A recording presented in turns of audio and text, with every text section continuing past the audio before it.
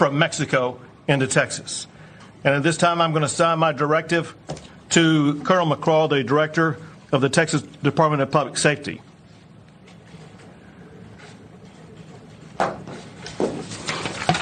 To get that project underway immediately for the zero tolerance and the inspections that will be taking place.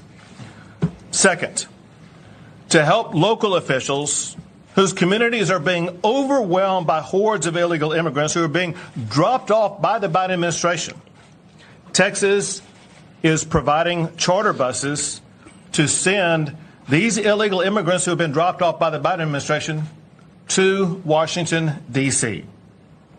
We are sending them to the United States Capitol, where the Biden administration will be able to more immediately address the needs of the people that they are allowing to come across our border.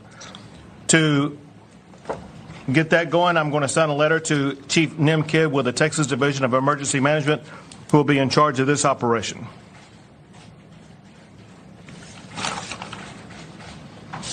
Together, and to recap on these, what Colonel McCraw is charged to do is, in this letter, I say that I hereby direct the Texas Department of Public Safety.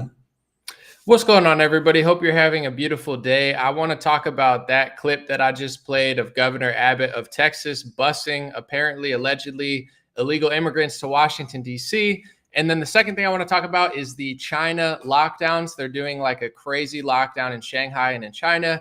And I want to talk about that and if we're maybe going back there. I want to say, if you're here, thank you guys so much for being here. I don't like to play the victim. I don't know if I'm being shadow banned. I have 1.7 million people on Facebook, yet somehow, my numbers have been going down. Maybe I've been not being interesting. Maybe it's not been good topics. So once again, I appreciate everybody who is here. Things go through waves, and they are using the Russia narrative to crack down just like they did COVID. Oh, there's a virus. Let's be authoritarians. Oh my gosh, oh my gosh, there's COVID. So now let's just be like China. It's like, you get what I'm saying? They do the same thing with the Russia. I don't care what you think about Russia, Ukraine, but, really be aware of what they're doing, because they've already demonetized me on Instagram. They always do this stuff. I'm not complaining about it. I'm just saying it's like there's always going to be a new narrative for them to try to steal, take away, and censor. But with the Governor Abbott thing, to start it off, I think it's a great move. I think more Republicans need to start doing stuff like this, instead of just playing the victim and saying, it's like,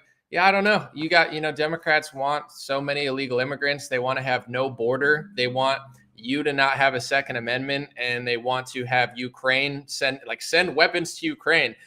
You shouldn't be allowed to own these type of firearms because it's not necessary, but Ukraine, they need to. It's like, well, at one point it was unnecessary in Ukraine. It's unnecessary until it is. So, I pray that doesn't happen in America, but it's like borders in Ukraine, walls in Israel, no walls and borders for our country. I'm not blaming Ukraine and Israel. I'm just saying it's just getting ridiculous. So at a certain point, why not do that? Be like, you want millions of people to come across the border illegally. You want them to vote in certain areas in New York City.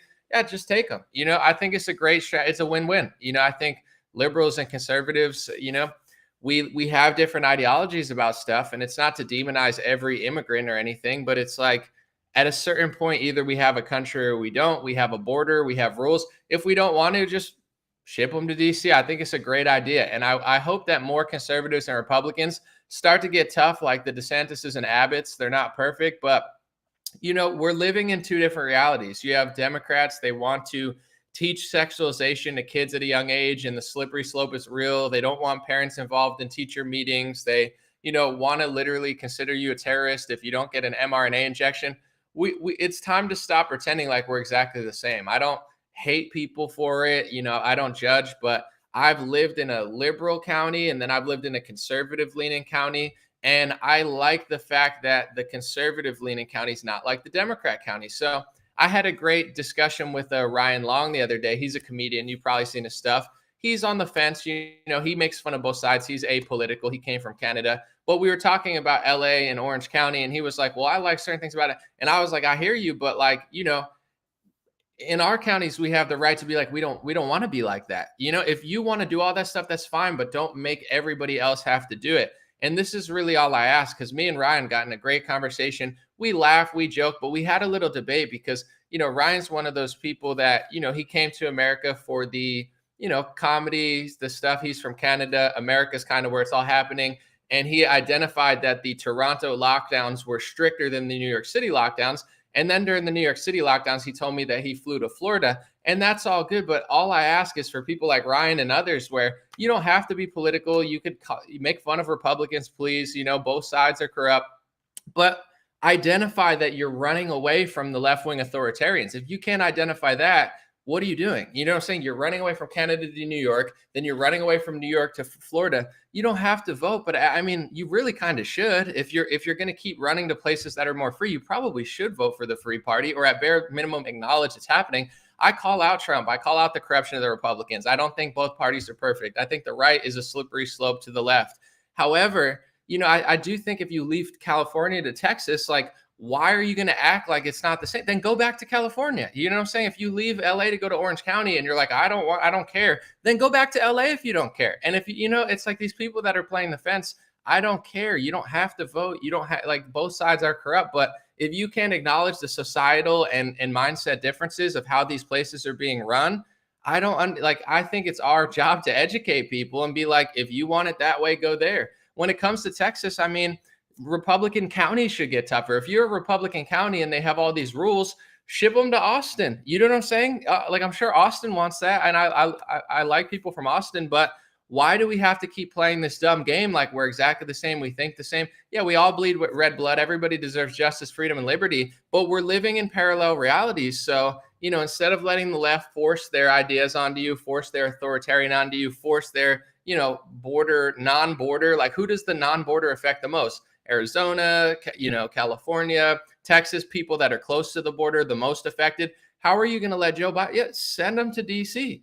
That's the perfect thing. We have to start being honest. Every county in Florida is different. Orlando is not like the conservative counties. That's okay, but I'm tired of conservative counties just caving.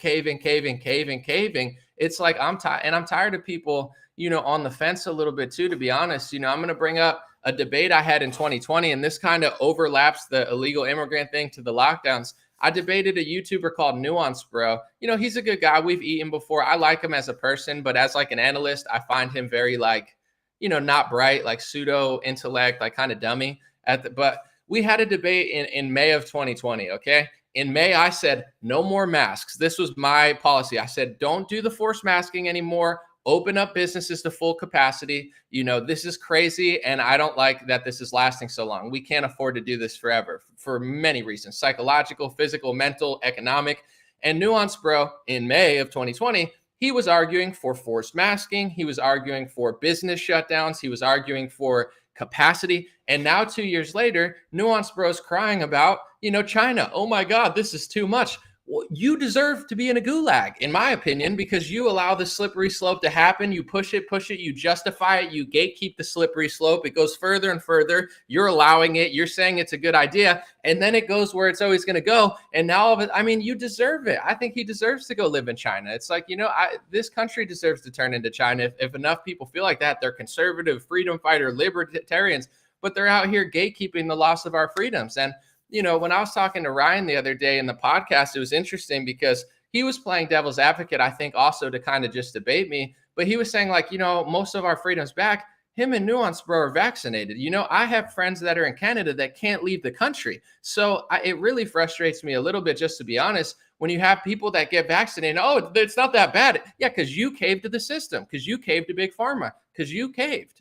For people who don't want mRNA injections every couple months, we're not free. And I'm not a slave. And it's my duty to tell you that I'm not a slave, because now you're acting like an elitist, like, oh, it's pretty good for me. It's like, yeah, because you caved, because you bow down to tyranny, because you play their little games. Yeah, it's easier for you. The only real protest is to not play along at all. And I said this months ago, I don't care if people get jabbed or not, but when people get jabbed, they change, because now they're like, well, I can go on cruises. Well, I could travel. Well, I could leave the country. Yeah, of course you can, because you bow down. This isn't free for everybody else. So the real freedom fighters and the real people standing up to tyranny are the ones taking a hardline stance. I'm not getting a test. I don't want to get it. I'm not going to play along with this game.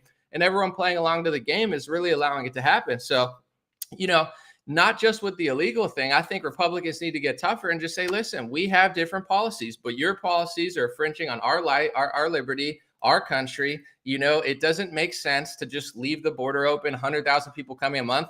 you take them. Perfect solution. You go take them. And just as a man and as an American, I really want to drive the message. I don't care if it comes off a little rude or mean sometimes at this point, because I feel like everybody is so accustomed to freedom that they just think it's guaranteed. America would be China if it wasn't for our conservative roots. I don't think Republicans are perfect, but someone like Ryan's just the interesting kind of case study where it's like Ryan's a great guy. His comedy's hilarious. He does a great job of making fun of both sides. But it's like, you go from Canada to America, New York City to Florida, but you can identify that you're going to the places that are more free. Canada's less free and Toronto's less free because people are more left wing.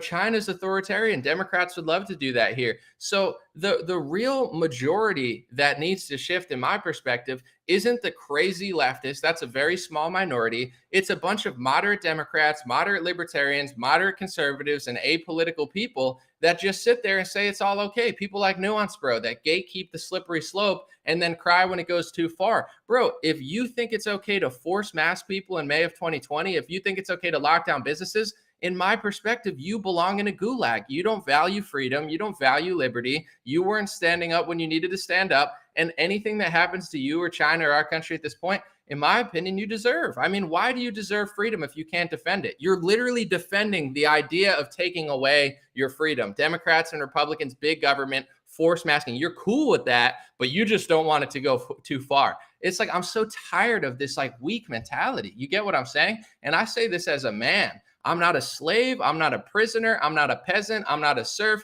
I know how hard my grandparents worked to get to this country. I know how hard they worked to put food on my parents' tables. I know that they starved in other countries. I know that they had to wear, underwear out of potato sacks. Like my family was that poor. So I don't squander a single second of this. And I'm tired. I don't care if you're right wing, left wing, apolitical. People that can't identify what's going on and just want to act like it's not happening. It's like, the only reason our country even has freedom right now, in my perspective, is because of real liberty people, whether it be the Basilicos in Huntington Beach, whether it be, what's his name, Ian Smith, whether it be, I could think Candice Owens does a great job. People that like really are about that life. Like I'm not budging an inch because the slippery slope is real. When you give up liberty, you don't just get it back, and I'm tired of people saying, oh, I'm free again. It's like, I've lost my ability to go to Hawaii. I've lost my ability to, and I'm not just like, oh, I have friends in Hawaii. I have people that I consider close friends. I have,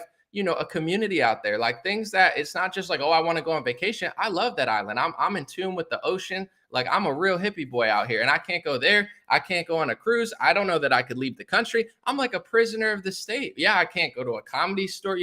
He's like, New York City's free. Not for me. I can't. The comedy store is one of my favorite places to go. I can't go. I'm being treated like a slave right now in 2022 because of people, I'm not blaming it all on Nuance Bro, but people that gatekeep the forced masking, gatekeep the vaccine passport, and then turn around, run away from places that aren't free, come to a place that the only reason that America has the innovation and the culture that everybody wants to come here to succeed is because we've had liberty for so long. It's written in books. Societies that are innovative, free, liberty, they're driving the innovation. They're driving the philosophy. When you have a godless communist government like, the Chinese government, you're not breeding a lot of innovation anymore.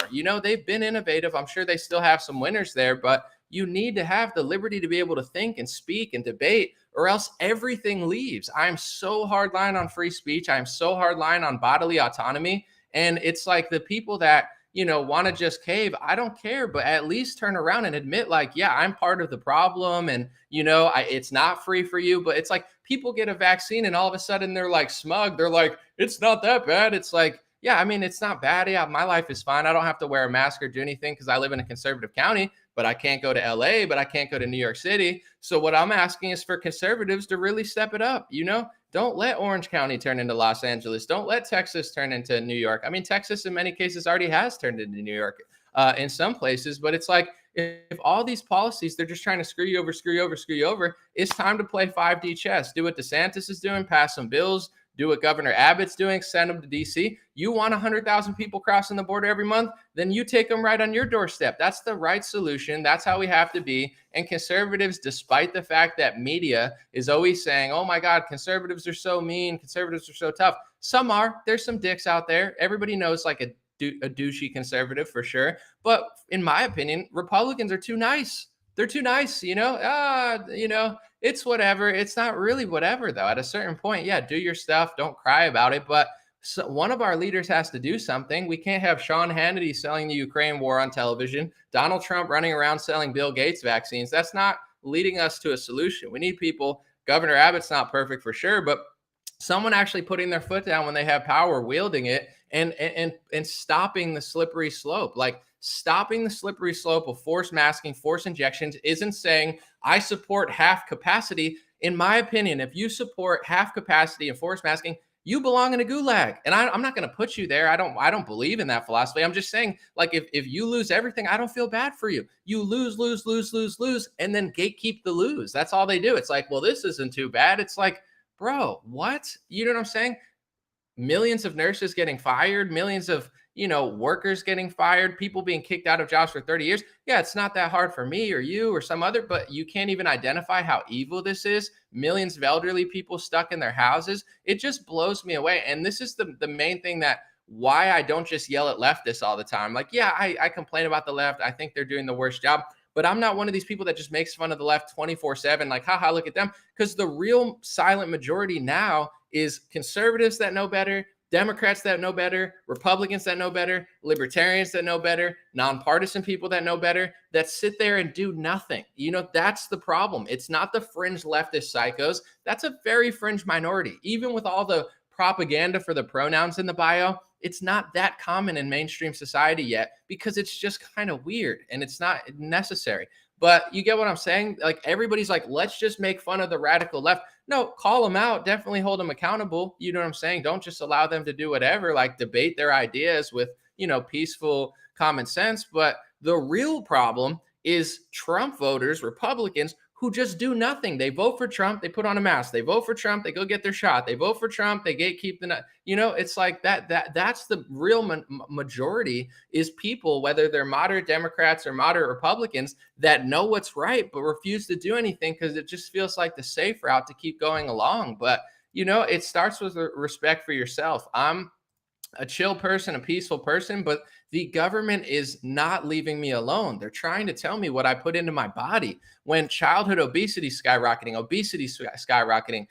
for adults as well, diabetes, chronic illness. Our country is sick because they're feeding us garbage foods. The dough conditioner they give you at fast food is illegal in many countries. Why are we eating illegal foods? It's terrible for you. The FDA and the CDC, spoiler alert, they don't give a crap. Trump's not going to talk about it. Biden's not going to talk about it. We're just going to sit in a carousel of fight Biden, fight Trump, orange man bad, orange man good. He's your idol. He's the devil. He's your hero. Zelensky, Putin. Nobody's talking about this stuff. Maybe Thomas Massey's the only one. Like the food quality, they're just walking us down the plank. Like, all these diseases skyrocketing. Listen, if you leave me alone, I don't care. I'm not going to say I don't care about people, but leave me alone. But if they're taking more of my money, trying to overhaul my basic liberty to breathe air and go to a beach and go to a gym, now I care a lot. You get what I'm saying? And I don't want to hear from people. I don't care if you're fully vaccinated, unvaccinated, left wing, right wing.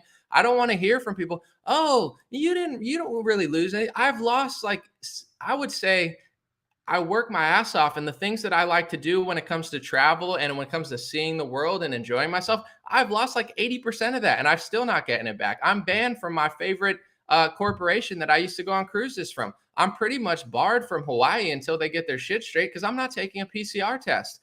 So I mean, yeah, it's easy if you just play along with all their stuff, but they're going to walk you right into a gulag. Do this, do this, do this, do this. Oh, just be poor, food shortages. This isn't random. They're conditioning people to just follow like lemmings. And the real threat and the real problem is not the radical left, folks. It's the moderates, the hundreds of millions of people who know better, but for some reason are gatekeeping their own demise. I don't understand it. And the more I see it, it really just bothers me. As a man, as a citizen, I don't know why so many people think that freedom is just magically given to you. Did you not learn about World War II? Did you not learn about concentration camps and Stalin and 6 million people dead? Did that not really hit you? Mao Zedong starving people. Like, you thought that you just deserve America because you're born here and you just sit and do nothing. Like, I don't know why people are so ungrateful and so demanding. Like, I don't take a thing for granted. Like, the fact that we even had this much freedom for this long is an anomaly in world history. That we are not in the majority of, oh, it's always been amazing and peaceful. Like,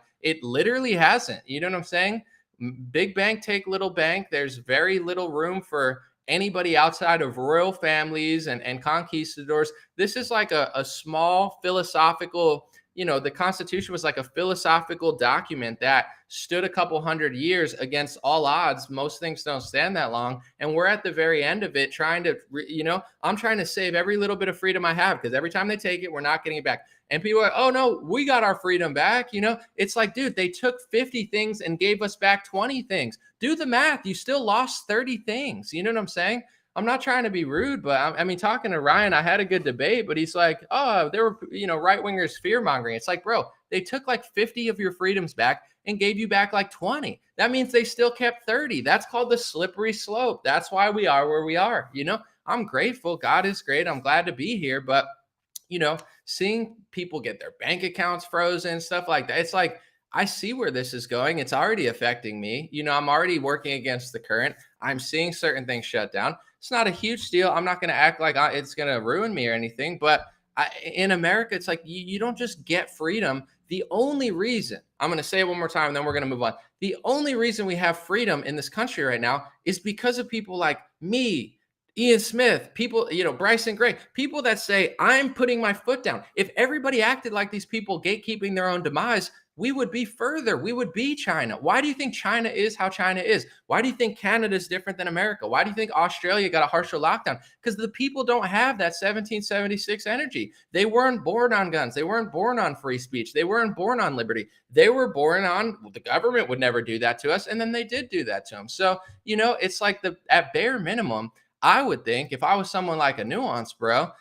I would respect people that really put their foot down, because that's the only thing standing between you and going further. But they're like, no, I've gotten my 2 vaccines, my 3 vaccines, and I get to go everywhere now. I'm pretty free. And I still think we should force masks. And I still think lockdowns and capacity are good. It's like, then go to China. You know what I'm saying? I want to do this. Then send them to DC. I'm so tired of this crap. It's like, I'm not, there's the old saying, like, get off my lawn. I'm not even that old yet, but it's like, if you want to do that, stay the hell away from me. Keep it out of my area. Do it in LA. Do it in DC. Do it in Portland. You want them in Texas, send them to Austin. Why not? People got to start getting tougher with their own communities, because it's just like slowly wearing down, and all these, you're not going to have that much help on the right wing. They're going to just be gatekeeping the slow demise. People getting fired for Kamala Harris jokes. Oh yeah, you're totally fighting free speech. Whatever. All right, I'm gonna move on to the lockdown thing, and then I'm gonna answer some questions. All right, so Shanghai lockdowns test the limits of Xi Jinping's zero COVID policy. I guess they're going crazy in China with like a crazy lockdown. I found this American guy. His name's Jared Nelson. He's in Shanghai, I believe, or in China. He said, I look back at our testing history to confirm this was the 12th negative test in a row. 12 negative tests in a row. I'm fully vaccinated, been under strict lockdowns for the last 19 days, but I'm still not allowed to leave, and I will try. They will try to arrest and detain me if I leave. So this is what frustrates me. I'm sorry for being upset today. I feel like I'm more passionate than angry. I'm passionate. But it's like, this exists in the world. We don't even have to go back to Stalin and Mao Zedong. In the world today, there's an authoritarian, godless, communist country that is locking down their citizens, testing them 12 times like a lab rat, fully vaccinated, and they can't leave the house and exercise and get fresh air, which is important, without getting arrested. And you got people in America that are conservative and liberal and oh, I'm against, I don't care. It's like, go to China then. If you don't care about anything, go to China. If you want this, go to, you know what I'm saying? Go somewhere where nobody cares about anything. Go somewhere where don't say in the greatest country in modern history and act like you don't give a shit about anything. Then get out of here. You know what I'm saying? Go to the liberal haven where everything, I don't notice it. Then stay the fuck out of my neighborhood and take your bullshit there. Seriously, I don't want you here. I don't care if I even like you. Get the hell out of here. So it's like, you're like, that would never happen here. It's already happening in the world. And you have people in our country, Disney, etc. They don't condemn China over this. Why? Because they would do this if they had the chance. The only reason they can't do this is because of us. because of conservatives, patriots, real libertarians, real freedom fighters, real, people that agree with the liberty. And you have all these other schmucks just running around America, taking advantage and taking taking for granted the liberty that they have only because we exist. They would be in a Chinese concentration camp if it weren't for us. And they're like, I don't even see the difference. It's like, then get the fuck out of my neighborhood and go to some degenerate hellhole and live in Skid Row and talk about how much you don't notice anything. But stay the fuck out of my neighborhood with this stupid crap. I excuse my language, but it's like, I'm so tired of people. And it's not just the fringe liberals. Yeah, they're annoying. No, I'm talking about moderate people who know better, that have no values, no morals, no common sense, and act like this is some crazy, kooky, afar off thing that's happening in the world today and would be happening in our country if it weren't for millions of people that have balls like me. My gosh, it's like, get some nuts. So let's revisit this again. Shanghai is on a lockdown, okay? This is happening in the world today. There's silence in the media about it because the people who run the media want to do this to you. That's why they're not talking about it, because they would love to do this to you. Jared Nelson, an American stuck in China, 12 negative tests in a row, fully vaccinated, under a strict lockdown for 19 days in 2022, not allowed to leave his apartment or house, and he will get arrested and detained if he leaves his house. This is in the world, 2022, in China. The media is silent on it because they want to do this to you, dummies. Jordan Satchel said Disney has noticeably said nothing about the inhumane lockdowns in Shanghai, which is home to Shanghai Disneyland. Shanghai citizens are being hauled off in detention centers for testing positive for COVID. Some have been forcibly locked down in weeks. Why wouldn't Disney talk about that? Because they actually want to do, they don't care.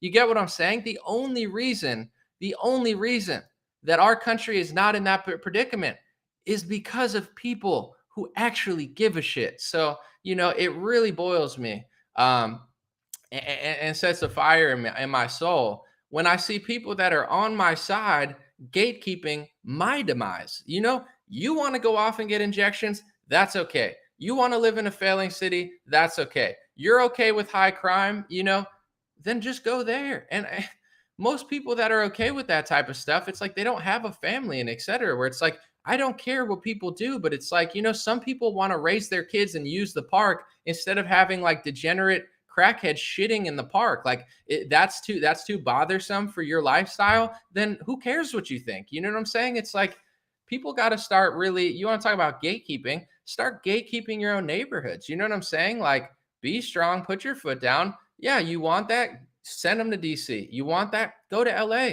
There's a protest in LA, I'm boycotting LA. That's my protest. Shout out to the people protesting. Good luck. Be safe. Be legal. But my boycott is not going to LA. I don't just say this and go off to LA. I don't want to be there. I don't do shows there. I don't support their little hellhole. I'm not getting a PCR test. I'm not getting a vaccine. I don't think it's cool. I'm not going to the Comedy Store. I consider it like an enslaved, shitty city. I'm not going. My protest is not going. You know what I'm saying? To me, that's the real protest, not showing up in DC and LA and doing a little thing and going away. Find a community and hold it down, because these people, it's like, they don't learn. They're still going to vote for Democrats. I played the clip of Charlemagne the God the other day. He's like, earlier today, Charlemagne's like a Democrat, works with like Stephen Colbert now, total shill, total loser, total sellout, but, pretends to be like some sort of like black hero. He's talking to Biden. He's like, I want a black woman as a vice president. It's like, bro, who?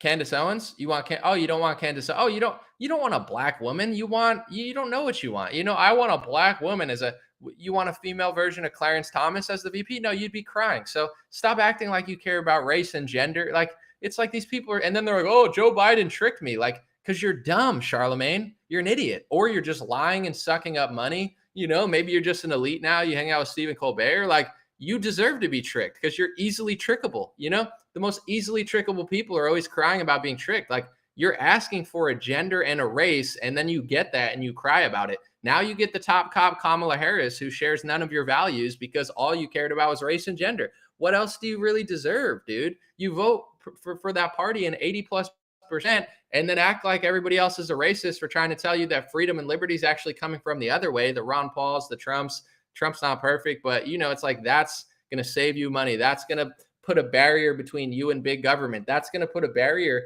One of the most underappreciated aspects of Donald Trump was the fact that big tech and the media was not on his side.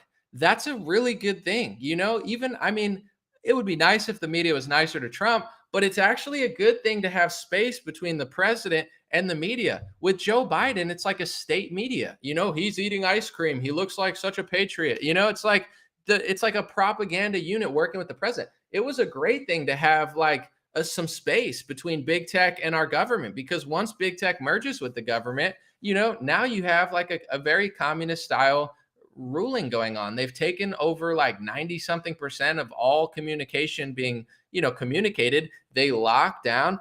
I'm sorry for going on my rant, but I just can't fathom people that can't put this stuff together.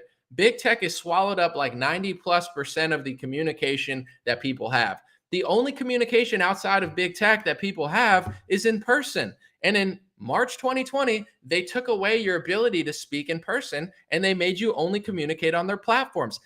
Are people this stupid? Are they this naive? Or do you just play stupid to keep your spot in society? If not, I'm going to educate you right now. You get what I'm saying? They took away your ability to speak in person, and that's when the most censorship came. The most censorship I've ever seen, besides the banning of Alex Jones, people like Owen Benjamin. I'm not saying that was good, but it went from a 2, 3 to a 20, and they're banning millions of people in March of 2020. That's not to say that wasn't important. It was. That was the beginning of the slope that everyone should have paid attention. But now they're taking away your ability to communicate. Now they control 90+% of the real estate of where you communicate. You're not allowed to escape it because you're not allowed to leave your house. And then Facebook starts banning protests, and you're using these platforms, and then they're rigging these platforms so you can't see certain information. Do people think this is random? Do people think this is for their health? If you are that stupid, I don't care if you call yourself a Republican, a liberal, a moderate, apolitical, a Christian, a Muslim, a Jew, an atheist. I don't care what you consider yourself.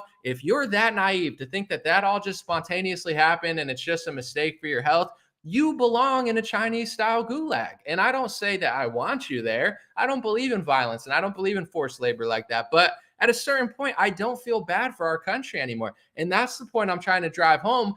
Freedom is not guaranteed. So all these people are like, oh, it's like, you almost belong there to learn a lesson. God teaches everybody a lesson, me included. So that's why I'm always trying to focus on myself, figure out what I need to do, because I have a lot of mistakes I need to correct anyway. I'm not a perfect person. I got a lot of goals and ambitions, and but at the end of as an American, I don't think that we deserve freedom. I think we don't deserve freedom. I think the radical left is manipulating society. The moderate left is allowing it to happen. The moderate right is allowing it to happen. The apolitical people are allowing it to happen. So you have 70, 80% of the population that knows better, that doesn't want to do anything. Then go where you belong. And learn your lesson and come back and figure out that these documents, I'm not like a constitutional, it's not like the only thing I care about. But when you really start to learn at history, it's like all this manipulation from both sides where it's like, oh, that doesn't really matter. It doesn't really say that. The bump stock, oh, it's just this, an assault rifle. It's just an anti-Semitism speech law. It's just hate speech. It's just racist speech. It's just a conspiracy theory. It's just COVID manipulation. Folks,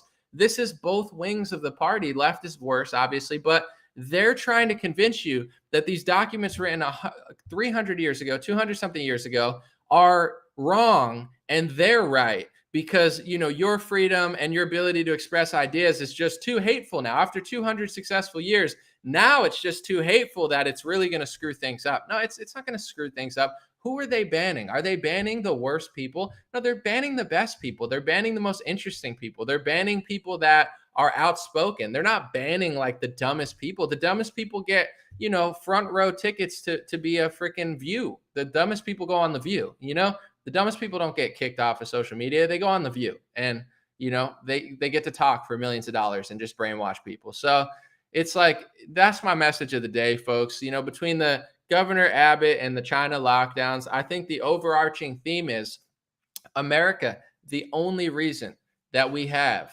freedom, liberty, a balance right now is because we have so many right-leaning people. I'm just being honest. I love Australians, but Australia turned out like Australia because Australians are Australians.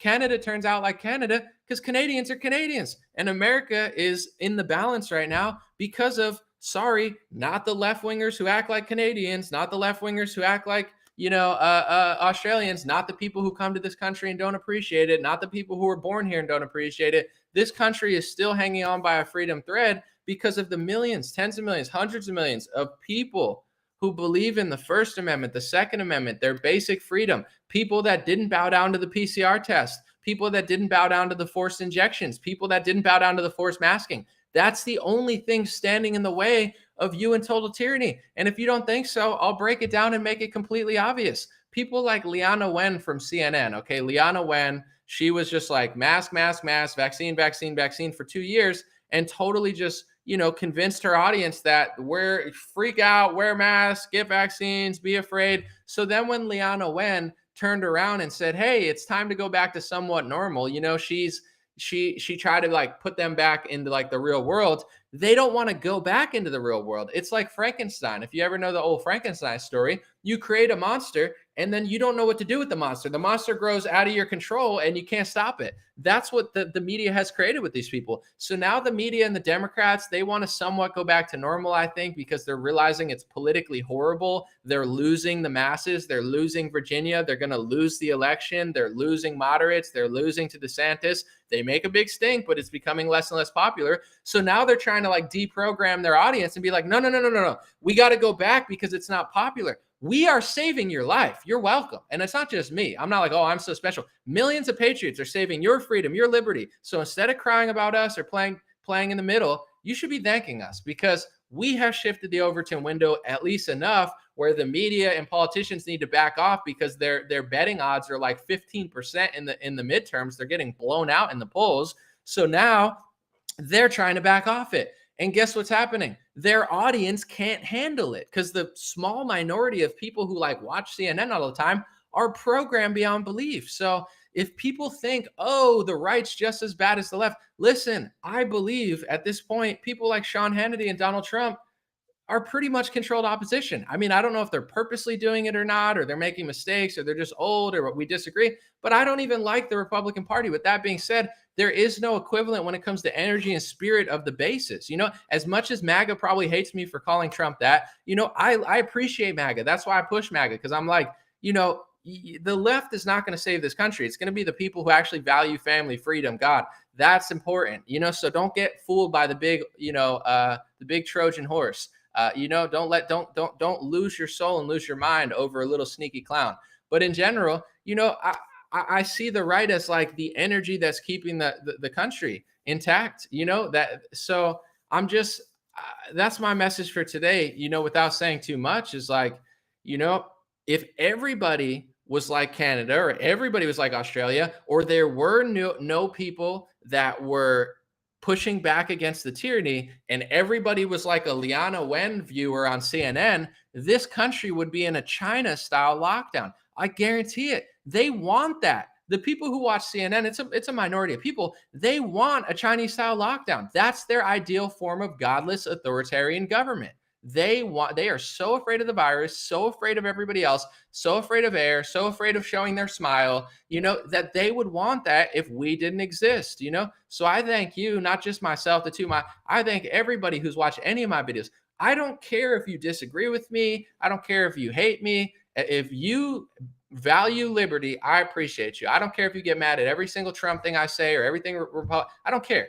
I respect you as a citizen. If you value your liberty and have done something, even the smallest thing, to put a block between the people who are infringing on it, because that's the only thing. And I know there's hundreds of millions of people out there. That's the only reason that we have what we have now. It's not because of the moderates. It's not because of the flip-floppers. It's not because of Donald Trump. I'm sorry. It's because of the base and the people that stood up against the tyranny, that put their foot down even when Trump said, oh, just a month, just 2 months, just a vaccine, just a booster. The patriots that said, listen, I don't care what you do, but when it comes to me, I'm not budging an inch. It's the only reason we're not like China. And anybody that thinks that it's not that way, it is that way. So let's see what you guys are saying. God bless you. Appreciate y'all. And I'm going to read some comments. I got them on here. Someone said respect. I appreciate you, Edward. Thank you, everybody. Someone said truckers. I'm going to put that on the screen. Absolutely. I mean, truckers became the real rock stars because it's like they're freedom people. They do their thing. They enjoy the road. They enjoy probably their solitude and, just in their own zone. And these are people that respect their freedom. I'm out here delivering goods for you guys. I'm out here trucking. The least you could do is just leave me the F alone. I totally get it. That's how I feel. I'm not a trucker, but it's like, I'm the nicest person. I'm the nicest community member. Just stop treating me like an animal and a slave. 3 years ago, you guys got brainwashed by the media, and now all of a sudden it's like, don't come here, don't. It's like, dude, get the hell out. It's not cool. It's really not cool. Someone said someone's got to lead. I agree, but at the same time, I think there are leaders. There definitely God being the main one, but that's where I'm really suspicious of Trump. I'm not gonna lie, I'm really suspicious of his leadership recently. Better than Biden, but I don't know, man. It's starting to feel like he's just kind of gatekeeping status quo while pretending like he's gonna do something. But that's my opinion. It's not popular. I don't care. A lot of what I said in May wasn't popular, in January and February, I have a lot of unpopular thoughts that ended up being true. So it's all good. Someone said you were leading naturally. Well, here's what I'll say, because I don't think naturally I'm like a leader. I'm a leader of myself. I'm not a follower. However, I don't think I'm someone that needs to be, overseeing. I'm not like a boss over or like millions of people. Like I like to do my own thing. Yeah, I could be a leader. I have a business, so I'm not like a pushover, but the reason that my leadership is so effective is because I'm really just leading myself, right? So I'm not trying to tell people what you have to do. I'm not trying to force people to follow what I'm following. Everything I'm telling you is what I'm doing for myself. So I think that's why my leadership is effective, because I'm not even really trying to lead. This is what I do. This is what I want to do. And people are infringing on it. And I'm just explaining what I do to keep people out of my business. So if everybody has that sort of, self accountability where it's like, listen, my life is not your life. Your life is not my life. I don't want to tell you what to do. I've never told people to get the vaccine on my thing. I've never told them not to. I've told my family members, I've had conversations with them and my friends, but as far as my audience, I don't know who you are. I've told you what I think about the freedom aspect of it. I don't think you could really stand up to tyranny if you're going to get it, because then you're going to go to an event with a pass that I can't go to. However, I think that like I'm not really trying to like lead a group or lead a movement. It's like I'm trying to lead myself, and I'm not a slave. And I tell people this everywhere I go. I say it to their face. I guarantee you, everybody I've ever had a little talk in person with that has tried to do something to me, I guarantee you they remember it. I guarantee you it's a memorable event in their year. I look at them and say, I'm not a slave. I'm not a lab rat. I'm not a prisoner. I'm not out here trying to lead a movement. It's just like, you need to get the hell out of my face and you need to get off my back. And if you can't do that, I'm going to teach you otherwise, because I'm not your little slave. And like they probably never heard that, but that's just how I feel. That's not me trying to pretend. There's a lot of politicians, they're just talking like this. I'm not, it's not a joke. This isn't, when I've done these things, I don't film them. I don't go out to film them. It's not filmed. I literally do it because it's just how I feel. So, I think that's the most effective style. But politically, yeah, people do need a leader. But, I say this all the time. If you want to not be lied to, this goes for me, everybody, right? Because there's a lot of deception out there.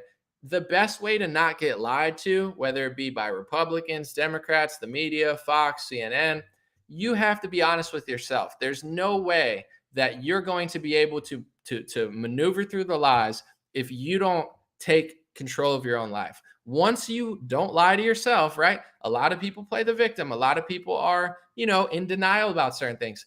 I'm not a perfect person, but I think I'm pretty self-aware. I think I'm pretty self-aware, and I think that's one of my greatest qualities, because I don't lie to myself, right? I make mistakes. I do things that I regret. It's not like I just like go around and do everything, but I don't lie to myself. So I try to get better. I try to improve. If you don't lie to yourself, other people are not going to be able to lie to you. It's the quote that I always quote. It says, you can only meet somebody as deeply as you've met yourself. When you meet somebody, you're not just, your energy matters. Yeah, someone could be a dick and that could change your whole mood for sure. However, it's like, if you don't internally do the work, there's no one who could do anything for you. You know what I'm saying? Like when I meet certain people, they'll be like, oh my God, your energy's so good. You're such a chill person. Like, it's because I'm not really faking. Yeah, I get stressed out. I'm not like a perfect monk or anything, but like I really am at peace most of the time. I really am chilling. When I'm off my phone. And in reality, I'm really present, So it's like when it comes to being lied to by left or right, it's all internal. I believe this, and I preach this, more than anything, because my life totally changed when I thought this way. I was not having a lot of success. I had some successes, but I was blocking myself, blocking my blessings, blocking my business. I didn't know I was doing it because I was envious, hateful. I was a hater. I was judging other people. I spent too much time talking about other rappers, and my whole life turned around when I changed my mind. So I try to tell people that, because a lot of people will say now, well, oh, you just feel that way because you made money, or you just feel. No, you don't understand. I felt this way before I made a single dollar. I worked for 5 years, 10 years. I spent tens of thousands of dollars making no money, spending tens of thousands of hours making no money. And my whole life turned around when I changed my mind. So I didn't get money or get success or get fortune or whatever you consider that I have. I don't know what people think I have, or, attention, whatever. It wasn't like I changed when I got it. I changed before I got it. My whole mindset shifted before I got it. And that's why I believe I got it. I don't think I got this randomly. I think if you change your internal mindset, your spirit, your energy, your gratefulness, your appreciation, your ability to be present and not all over the place, but focus on what you're doing and the blessings instead of what you don't have. I believe, and I can't speak for everybody, but I believe your life will start to change around you. So I think it's the same thing with like misinformation or lies. Listen, whether you are right wing or left wing, it's up to you. I really think like you have the ability to, hone in on what, like, if you're too emotional or too angry or too hateful, that I'm not trying to get like too spiritual, like it's a tool of the devil, but like you're easy to manipulate. Like if you hate Alexandria Ocasio-Cortez, I don't care that she's a wicked woman. You're spending too much energy thinking, hey, you're gonna get fooled. You're gonna get played. If you hate Donald Trump, I dislike Donald Trump now for different reasons than liberals, but they hate Donald Trump too much. Like it's like their whole personality, and they've become wicked because they actually hate when Donald Trump's right. The left hates when Donald Trump does the right thing. They agree with him when he does the wrong thing. It's like they're in a total opposite world. But I think the root cause of it, it's not like they have just bad politics at birth. They're too hateful. They're too angry. They're hypocrites. They lack self-awareness. I'm not trying to be rude, because there's a lot of smart left wingers that know what they're doing. But when I meet people that are like, left wing, sometimes I'm not going to say all, because like, once again, there are great people that are left wing, but a lot of times like they're like depressed. They don't take care of themselves. Like it's not rooting from like, oh my gosh, like when I was more left wing, I was more depressed. I didn't take care of myself. Like I knew nothing about anything. When I fell for left wing traps like Bernie, I knew nothing about the real world. I didn't know about taxes. I didn't know about healthcare. I didn't know about what it was like to be healthy and exercise. And once I started making the right moves for myself, then I'm like, oh, I understand both perspectives now. And then the left started getting crazier and crazier. A lot of these people are not like at birth evil or anything. It's just like they are, have a lot of weak points. And any weak point that you have, I think, it allows the devil, or if you don't believe in the devil, like a bad energy to come in. It's like everybody, think about it like an armor. Nobody's perfect. Everyone's going to have a bad day. There's going to be wicked things that come in your way. But like the more complete you are internally, it's like you have this set of armor. And the more stupid things you do, including myself, it's like a hole in the armor. And everybody has some sort of hole in their armor, like even if it's a small one, because we all have flaws. But some people are walking around with no armor and they're yelling at the world, you should take your armor off. You need to take that's just a wicked mentality. That's a wicked spirit. So they're manifesting all this evil in their life. Their relationships are probably falling to the wayside. All these things are happening. It's not because they're not perfect or they have mistakes. It's because they are rejecting basic common sense, basic spirituality, basic self-awareness, and they're walking around with like zero armor, and they're just like an open tool of Satan. I know people that like the devil's just working through them, or bad energy with, if you're not religious, just say, just bad energy, people that are like not, not, I don't know the word but people that are just mean or nasty people, when you meet someone that's mean and nasty, like, do they hate you or do they hate themselves? Think about it. Like if I come to McDonald's, I don't really go to McDonald's, but I'm just saying, and I pull up and I say, hey, how are you doing, sir? It's because I'm having a good day. The reason I'm so nice is because I'm in a good place. If I'm having a crappy day and I go to McDonald's, I take it out on the guy, like, hey, how are you doing? Like, I've done that before. Like most of the time I'm in a good mood, but when I'm not, it's a whole different energy that I possess when I go to like a drive-through or I go to a place. Like I'm usually in amazing spirits, but sometimes I'm not.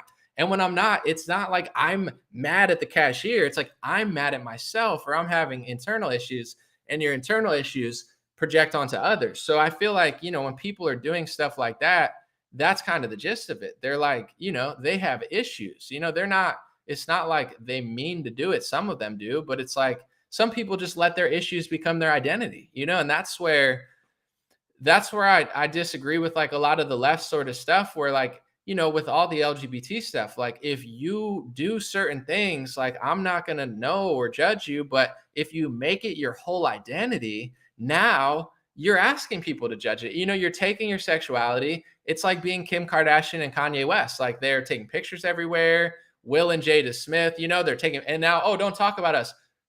If you were a private couple, I would agree with you, but you guys are always making documentary sort of stuff. You're on the news, you're writing books. You were asking for it. It's the same situation in the other way, where I feel like, I don't know. I lost my track, but you get it. Let's read some comments.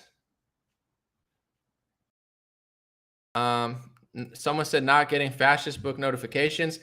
I've noticed my lowest number of streamers ever recently. But this has happened to me before. They either target me or people are using Facebook less. I don't know. I gotta just adapt though. But yeah, I think something happened on Facebook in the last week where they stopped giving messages out. Someone said, "Do I think more voting would help?" I think it's a part of the puzzle, but I definitely think that this November, a message needs to be sent to the Democrats. This is my belief. A lot of libertarians will get mad at me. They'll be like, "Oh, you vote, you're part of the system, you're falling for it." I just told you what I think. But I think the Democrats need to learn a lesson. I think their level of wickedness has surpassed anything I've ever seen before, and they need to learn a lesson. So I personally am an advocate. I am going to vote all Republican, and that's what I'm going to do. I think it's important. Is it the top important thing in this country? I don't think so. I think, society, culture, media, people doing the right thing in their own personal life with their own community. I think that kind of manifests itself. Like I said the other day with Trump, like, and I'm not, this is not me blaming him. I talk about Trump a lot because I consider him the opposition leader, right? He was the last president. I don't look at Trump like, oh, why do you talk about Trump? He's the front runner for the next election. You know what I'm saying? He's probably going to be the next president of the United States. He was the last president of the United States. So it's not like I'm just randomly picking on Trump. Like he is the opposition leader. He's the leader everybody respects. He's the leader everybody follows. He has control over 80 million plus people that will, would do pretty much anything for him. So I respect his power on that level. But Trump is not very savvy when it comes to big pharma. He played right into their hands. He played into the hands of Fauci, Gates, Moderna. Ivanka's tweeting about it. Like I feel like Trump did a great job pretending like he was like way different than the establishment, and he really isn't. I consider him like a Ted Cruz at this point, like kind of establishment, kind of not. He's just like a better actor, better foreign policy, kind of, but not whatever. I bring him up and like say the food quality. Trump is not going to talk about the food quality. He promotes McDonald's. He promotes, Pfizer and Moderna. Like Trump, if you want to heal this country, you got to get to the core of Pfizer and Moderna. You got to get to the core of big pharma. You got to talk about how they're lobbying politicians, including Trump. You got to talk about how they're lobbying Biden and both sides of the party. This country will never be healed from a physical and a food supply aspect if you don't get to the root of Monsanto, Bayer, Moderna, Pfizer, Johnson & Johnson, McDonald's, the food quality, the FDA, the CDC. So if Donald Trump is like gatekeeping these things, oh, McDonald's is so good, American company, oh, Pfizer's so great, I'm the vaccine guy. He's like a controlled opposition gatekeeper. And it's not saying it's all his fault, but if, do I think voting matters? I think if 100 million people cared about their food quality, this country would have a more drastic change in health over the next couple of years. If 100 million Trump supporters, instead of running around Grandpa Moderna, running circles around him, if they said, oh, seed oils are not good for you, I'm suspect. Why are there dough conditioners? Why is there so many dyes in our food? Basically took a look at our food supply, compared it to Europe and Japan, and said, hey, why don't we get to at least their standards? You would see a bigger, in my perspective, a bigger health change than anything Pfizer, Moderna, Trump, Biden, or any of these psychos have done in the past 5 years. Because at a root level, what they're doing to us is insane. And Trump is never going to talk about it. He gatekeeps it. Biden's never going to talk about it. So people who are involved in the political system, it's a big circus. It's a big like carousel. And Trump for 3 years was killing it. And then the fourth year, I mean, he in my opinion, he's just a joke, but a better joke than Biden. But it's like, so is voting important? I'm going to vote all Republican. I think it's part of the puzzle, but I think people need to like awaken themselves internally and then demand the change, because, I don't know what people really want. Like think about like the number one thing people care about in the Trump world. If you cared about food supply it's like they care about the election. So he's running around the election. But when he wins, or if he wins, then what's he going to do about that? So I think it's a multi-pronged approach, but I'm going to vote. I'm not a non-voter. I just think that people need to really wake up. And like I said, with the lockdowns and the mandates, I think most Republicans are just like blowing in the wind. Whatever Trump does is fine with me. Whatever, it's like, I don't know though. I think people need to pay a little more attention, but that's my thoughts on it. Someone said people want to be left alone. Someone said it. He endorsed every Republican causing trouble right now. He's a funny guy. Trump is a funny guy, but I mean, to me, this is my thoughts on it. If someone shows you who they are, it's up to you. It's like that. That's how I feel about America.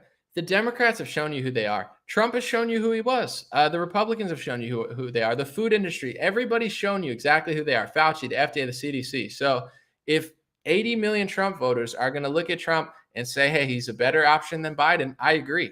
But if 80 million Trump voters are going to look at Trump and say, he's amazing, he's my savior, he cares about me, he doesn't give a crap about you. He's proven that like 30 times. So at this point, in my opinion, if MAGA and Republicans don't accept that reality, then it's a joke movement. It's like, yeah, we'll get a few wins, get a few losses, end up in a lockdown. It's like people got to wake up. So, this country will be a manifestation of how many people, take control of their own lives. And if people just want to blow in the wind, then it's going to be 4 years of blowing in the wind. Maybe he'll get some good advisors in there. Maybe he'll get some good judges in there. Maybe MAGA will get some balls and push Trump to actually do something. But, I think watching Trump, he's a master businessman. He is a master salesman. He knows how to talk to people. If he's talking to Georgia, I'm one of you. But I don't really think, if you look at like someone like Matt Gaetz, or you look at somebody like Steve Bannon, or you look at somebody like, Mike Lindell even, I think they have an ideology. Like, I think Matt Gaetz has an ideology. I think, Mike Lindell has an ideology. I don't agree with everything he says, but I think he's got a good heart. I think Steve Bannon has an ideology. I don't really think Trump has an ideology. I think he's more of like a showman.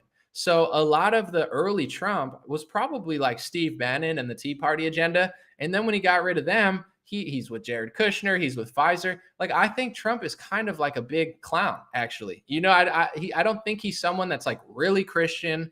I don't think he cares about God that much, or churches. Like, I just think he's like a big circus clown, And there's a lot of like Marjorie Taylor Greene has her beliefs. To me, Trump has a few beliefs, like build a wall. You've heard it. But I don't think he's like a Christian conservative, and I'm not saying he has to be, but like Christian conservatives, like he's one of me. Like the amount that you care about this stuff versus the amount that Trump cares about it is like a different world. Like when it comes to vaccine sales and stuff, like his whole base, every influencer on the right doesn't agree with him, but they just allow him to do. It's because he's not who people think he is. He's like a really good businessman, really funny politician, really effective Republican for the most parts. But is he this like strict ideology? No, I think he's a good politician. He's good at playing the field and kind of, balancing the books.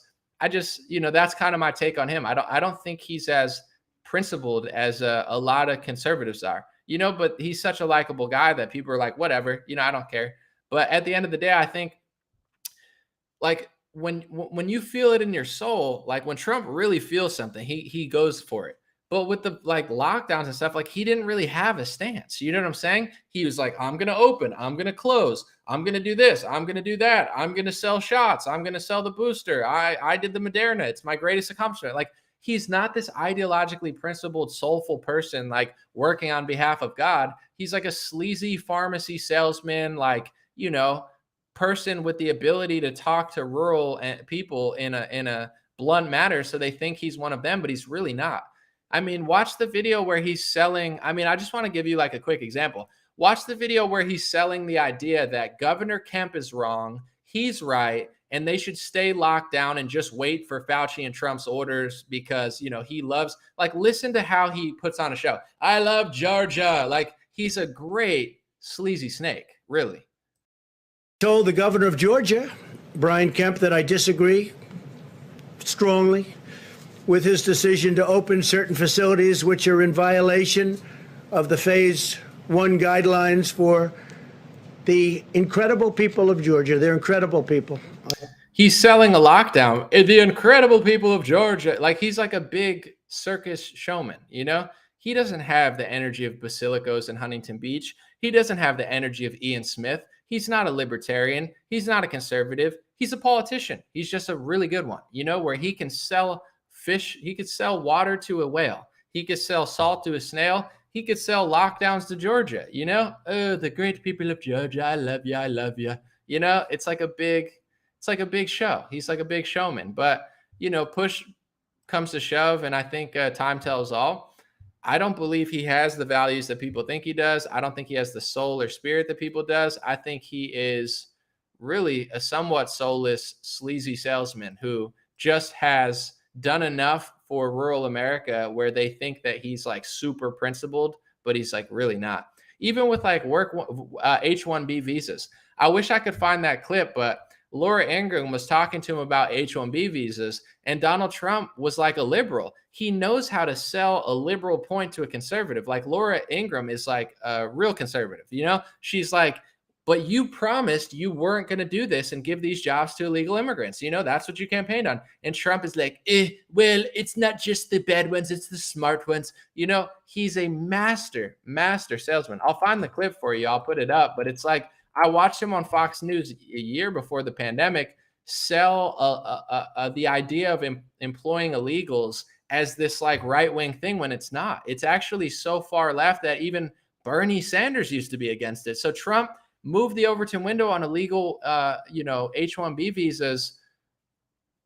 He moved the needle further left than Bernie Sanders and then went on Fox News and tried to act as if it was like a super smart thing to do for a Republican. And he's good at it. You know what I'm saying? He's good at it. And people are like, no, that makes sense. It's like Obama. Obama was the same way with the left. He knew how to sell gun control and make it sound kind of good. Obama is a great snake. He's so good at it. Biden's a clown, but like, I thought Trump was actually like a principled person, but I don't think he is anymore personally. I could find the clip if y'all are interested. I bet I could find it. Let me see. I'll just have to turn the volume down. Let me search my videos. H-1B visas, I think it would probably be under. Yeah, let me see. All right, I have the clip. I'm going to download it and upload if you guys are interested because I wanted to show you how he sells this idea of giving jobs to foreign workers over Americans. He sells it as if it's like this thing that you should like when it's totally not something that any, conservative voter, like nobody voted for Trump to give their jobs away to foreign workers. Like that's the exact opposite of what he campaigned on, regardless what you believe in. So I'll play this clip and let me see. I gotta edit it real quick. Yeah, I think I'll just play it right from the beginning. You guys want to watch it? It might be a little low res, but here's him in 2019, I believe, selling Laura Ingraham on this idea that, H-1B visas are a good idea. Here it is. Hold on. I'm going to upload it real quick and then let me know what you guys think. Someone said we'll wait for the clip. Cool. And listen, I know a lot of people are going to get upset, but I want you to hear how good he is at selling a bad idea. Like he sells it like with the vaccine. He's like, I'm the father of the vaccine. He's a great salesman. He could sell salt to a snail, and he's selling salt to MAGA. People just haven't identified it yet. So I'm gonna play that clip. Hold on, let's see. I gotta open it, and then here it comes, folks. This is an old video I did in 2020, but it's relevant. See, and for people like, oh, you switched up. I did this reporting in 2019, 2020. People just were not, it wasn't as like touchy then, or maybe it was. I don't know. The media likes to make immigration a racially divisive topic, so we never get to talk about it honestly. But we're going to do that today using clips of Donald Trump and Bernie Sanders. Let me play this clip of Laura Ingraham really grilling President Trump and disagreeing with him, since Trump is a big believer in H-1B visas, and Laura Ingraham thinks it hurts American workers. You've done a lot. On the economy today, we found out that, still added 146,000 jobs. Unemployment historically low at 3.5%. But we do have a little bit of a stall out on wage growth, which you ran on, and we've seen some, 2.9% last year, 0.1% over last month. But we don't have a tight labor market. If we had a tight labor market, we'd be seeing real increases in wages. Yeah. I hear that your team is planning on advocating more foreign workers coming in for some of these high-tech companies. So I'm very concerned about that, as are a lot of your supporters. And so is Mark Levin a little bit. Yeah, we're concerned because Americans, you ran on America Lou Dobbs is concerned too. But I'll say, Lou, here's the problem. I'm demanding that Japan and all these companies, the countries that have these massive, we have trade deficits like nobody's ever seen before. I say, you got to open up. I call Prime Minister Abe, he's a friend of mine. I say, Shinzo, you got to open up more plants in the United States. And they tell me, we want to do it, we want to do it. They start opening. They can't get labor. We need help. Otherwise, we could just say, don't open up. If they couldn't get labor, wages would be going up. Wages aren't going up. Not in the high-tech industry. We're seeing a plateauing of wages. They wanted 3%, and it went up 2.9%. In the last 2 years, wages have gone up more than they have in 25 years. But for Google, why reward Google? Google's working against you in this I don't want to reward Google. I'm not a fan. All they want is low-skilled workers, I'm not a fan of Google, but I'm a fan of great companies, okay? You didn't run on bringing more foreign workers into the United States. It's not foreign workers. We have to allow smart people to stay in our country. You graduate #1 in your class at Harvard. You graduate from the Wharton School of Finance. No, it's not. It's a lot. But you ran on people training their foreign replacements. That you ran against that. Americans, it's humiliating for an American worker, work for a company for 30 years. Now it's told you got to train your foreign replacement is going to live in Korea and you're going to pay him 20%. No, that's different. I would never do that. But we do need workers in our country. And I do want an immigration policy. Nobody's been better on immigration than me. By the way, we won the funding for the wall, and the wall's been built anyway because I was taking it out of the military, everything else. And now it's easier. We need people. I got Foxconn to go into Wisconsin. They have to get people. They spent a fortune. They built the most incredible plant I've ever seen. In Wisconsin, Foxconn, they make all the Apple stuff. Why shouldn't we have American graduates of colleges and universities taking those jobs? We do, but we don't have enough of them. We don't have enough of them. And we have to be competitive with the rest of the world, too. The companies want to hire these people, and they want to hire people they can hire for the cheapest amount because that's what they want. I'm not talking about cheap. I'm talking about brain power. They want to hire smart people, and those people are thrown out of the country. We can't do that. Well, you ran on America First. Anyway, this is America First. All right, I'm going to keep excuse me, I just have to finish this. If we tell smart people to get the hell out, that's not what we're saying. That's a bad thing. There's a never-ending appetite on the part of corporate America to bring in as much cheap labor as possible to drive down wages. I have so many. Now, a lot of people who lean left might say, oh my goodness, Laura is racist. She's all concerned about race. She doesn't care about American workers. She just doesn't like people of certain races. You might be shocked to find out that old Bernie Sanders actually used to agree with Laura Ingraham. If you don't believe me, you could listen to Bernie Sanders in his own words. And that gets us to the immigration issue. If poverty is increasing and if wages are going down, I don't know why we need millions of people to be coming into this country as guest workers who will work for lower wages than American workers and drive wages down even lower than they are right now. And as we know, the principal industries which hire the bulk of illegal aliens, that is construction, landscaping, Lou, I just leisure and heard hospitality. something. Those are all industries in which wages are declining. I don't hear that discussed on the Senate floor by the proponents of this amnesty legislation. That's right. They have no good response. I just read something today that a lot of people coming into this country are coming in as lifeguards.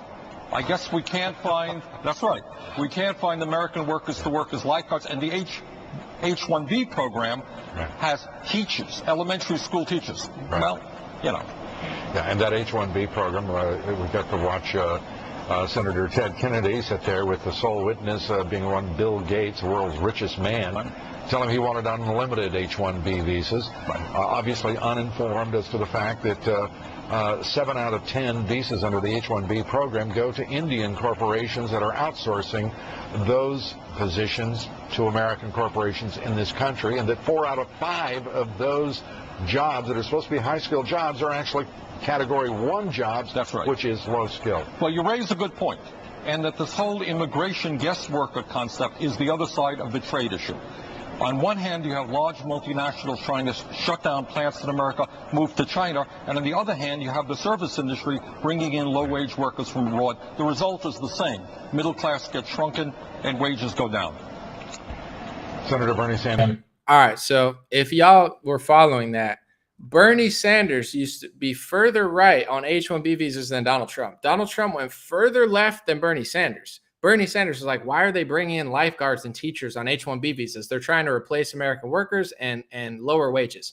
That's exactly what they're doing. Big tech, big corporations, people like the Koch brothers, whatever, lobby both sides, left and right. There's different groups for it. And they try to bring in workers to lower wages but Donald Trump was further left than Bernie Sanders and trying to sell you on this idea, oh, we just need really smart people. Is that what's going on in this country? They're just bringing super smart people? No, there's there's more than that going on. And that's what Laura was trying to talk about. We're not anti-smart people coming into this country, but it's like he sells this idea that he didn't run on to an America First person like Laura Ingraham, and he's further left than Bernie, but he makes it sound kind of conservative. Like he's a really good salesman. He does the same thing with the vaccine. I mean, regardless of what you think of the vaccine, Donald Trump's a liar. He's like, it saved 50 million lives. Like, no, it didn't. You liar. You fraudulent, cowardly, con artist clown. No matter how pro-vaccine you are, nobody says the stuff that Donald Trump says. He's the biggest snake oil salesman out there when it comes to this vaccine. It saved the Spanish flu, 50 million lives. How, dummy? What data? He doesn't even have data. He's like a giant idiot, It saved 1 billion lives. Like, it's just like, yeah, just keep telling yourself. Like, and people are like, he's not that. It's like, dude, he's such a clown. What is he conserving? He runs on America First. He does H-1B visas. He goes further left than Bernie Sanders on immigration, on work immigration, and gatekeeps it as if it's like, for smart people only. It's crazy. I mean, I made that video in 2020, early 2020. People don't care though. It is what it is.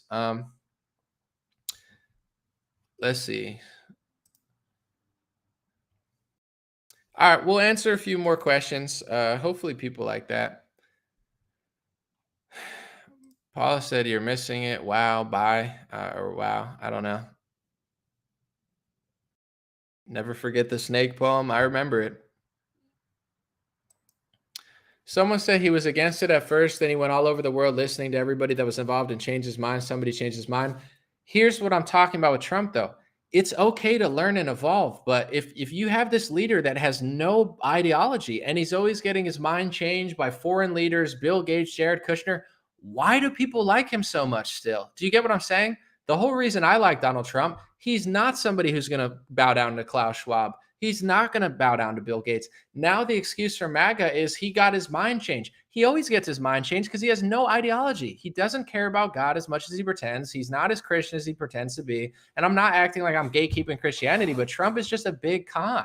He just sells this idea that he's this Christian conservative that really has no values. He has no moral scale. Better than Biden, but it's like, what's the point of liking? He's not a leader. If he doesn't have his mind made up, people are like, he doesn't understand the food industry. He doesn't understand big pharma. Then what's the point of having a leader that's dumber than me? When I used to like Trump, it's like he was better than me. I'm like, wow, I look up to his leadership because he's a better leader than me. The first 3 years, I'm like, he's way better than me. The fourth year, now he's like this dummy who He loses his mind on H-1B visas. He gets fooled by world elites. He gets fooled by Bill Gates. He gets fooled by Jared Kushner. Then what's the point of having a fool for a leader? That's what Trump is to me, a fool, a circus fool. But that's the only thing I hear. It's like, but he's a fool though. It's like, yeah, I agree. So why would I want a leader that can't hold his own on work visas? If he gets his mind fooled by like a foreign country or a global elite or some lobbyist, then why would I still continue to like lick his boots? You know, it's so weird. I don't understand. I don't understand why. Someone said he's more of a Catholic. He's not. He doesn't care about God that much. Like, listen to, and I'm not acting like I'm the most holy person. I'm not. I'm just saying, like, when they are like, what does God mean to you? He does, like, he's just like, it means, you know, like, it sounds like he's just like, it means Christians will like me if I just pretend like I'm super like, he doesn't know anything, you know. And I'm not saying you have to know the whole Bible to be, but I think he just likes the fact that Christians like him. I don't think he has this huge spiritual angle. They've asked him questions like, do you pray? Like, I forget. He doesn't even like, it's just like, he's like, yeah, no, I don't really do that. Like, you know, I think someone asked him, do you pray for stuff? And he was like, no. It's like, you know, I want to see if I could find that clip. Do you pray? It was like, they asked him something like, do you pray? Or something like that. And Trump just had like a weird answer. Like, let me see if I could find the clip. It's pretty funny. I can't find it, but do you guys know what I'm talking about? There was this clip of Trump where someone was asking him something like, do you ask God for things or do you pray? And he was just like, I don't want to butcher it, but he was just like, nah, I mean, I don't do that, but that sounds interesting or something. And I was like, you know, let me see. Trump. I don't know. If somebody remembered it, I can find it. Someone said I haven't seen it. Oh, if he repents. Yeah, I think that was it, right? Would it? Right. Let me see. What was the exact question though? I'll try to find it and upload it. It was definitely maybe that forgiveness. Yeah, like or do you ask God for forgiveness or something? God forgiveness. They asked him if he asked God for forgiveness, and he was just like, nah, I never thought of that. Oh, here it is. I found it. All right. You guys got to see this stuff. Like, listen, I don't care. It's just like, I don't care if people accept what he's doing. Like, he sells vaccines. He gets fooled all the time. He has no really deep stances on things that he claims to. Like the Koch brothers, like swindle him or something. I don't even know if it was the Koch brothers. He seems to be against them, but you know, he called them out for sure. I have the clip. I found it. All right. I'm going to upload it. I mean, does this, listen, people would look at me and be like, oh, Anomaly is not that Christian. I'm not a gatekeeper of Christianity. I'm not trying to act like it's my religion. No one else can be it. But like, does this sound like somebody that even remotely believes in God to you? I listen. So we've got people lined up for questions. I just got one more because you used the word Christian. Have you ever asked God for forgiveness? That's a tough question. I don't think in terms of, I'm a religious person.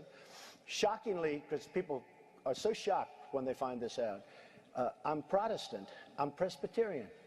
And I go to church and I love God and I love my church. And Norman Vincent Peale, the great Norman Vincent Peale was my pastor. The Power of Positive Thinking. Everybody's heard of Norman Vincent Peale. He was so great. He would give a sermon, you never wanted to leave. Sometimes we have sermons, and every once in a while we think about leaving a little early, right, even though we're Christian. Dr. Norman Vincent Peale, Frank, would give a sermon. I'm telling you, I still remember his sermons. It was unbelievable. And what he would do is he'd bring real-life situations, modern-day situations, into the sermon. And you could listen to him all day long. When you left the church, you were disappointed that it was over. He was the greatest guy. And then, you know, he passed away, but he was a great, he wrote The Power of Positive Thinking, which is a great book. But have you ever asked God for forgiveness?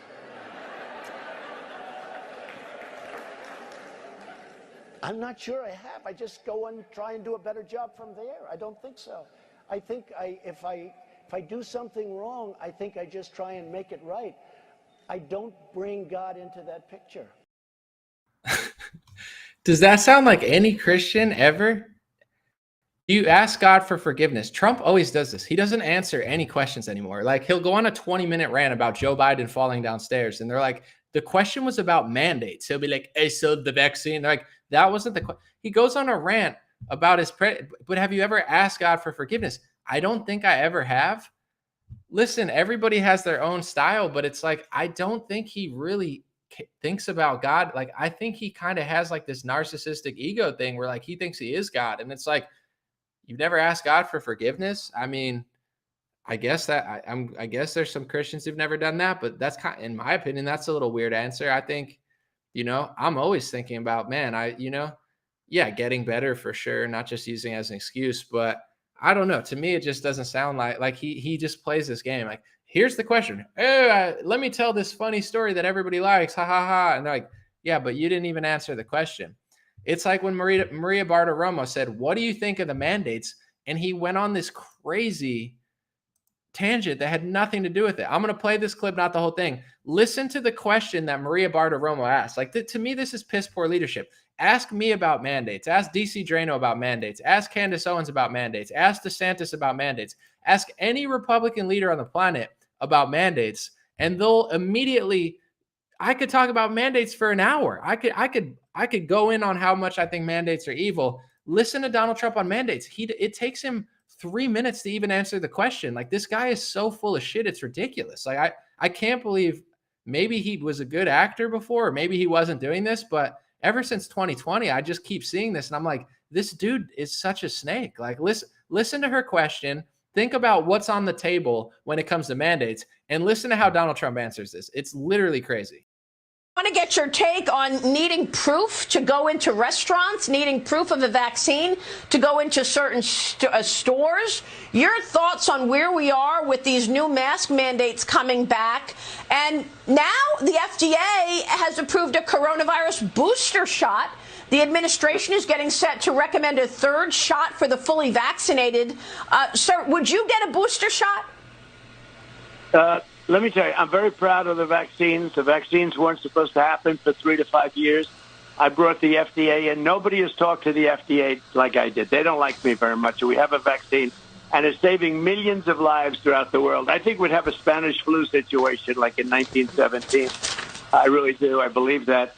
And we're, maybe 100 million people, 50 million, 100 million people like that.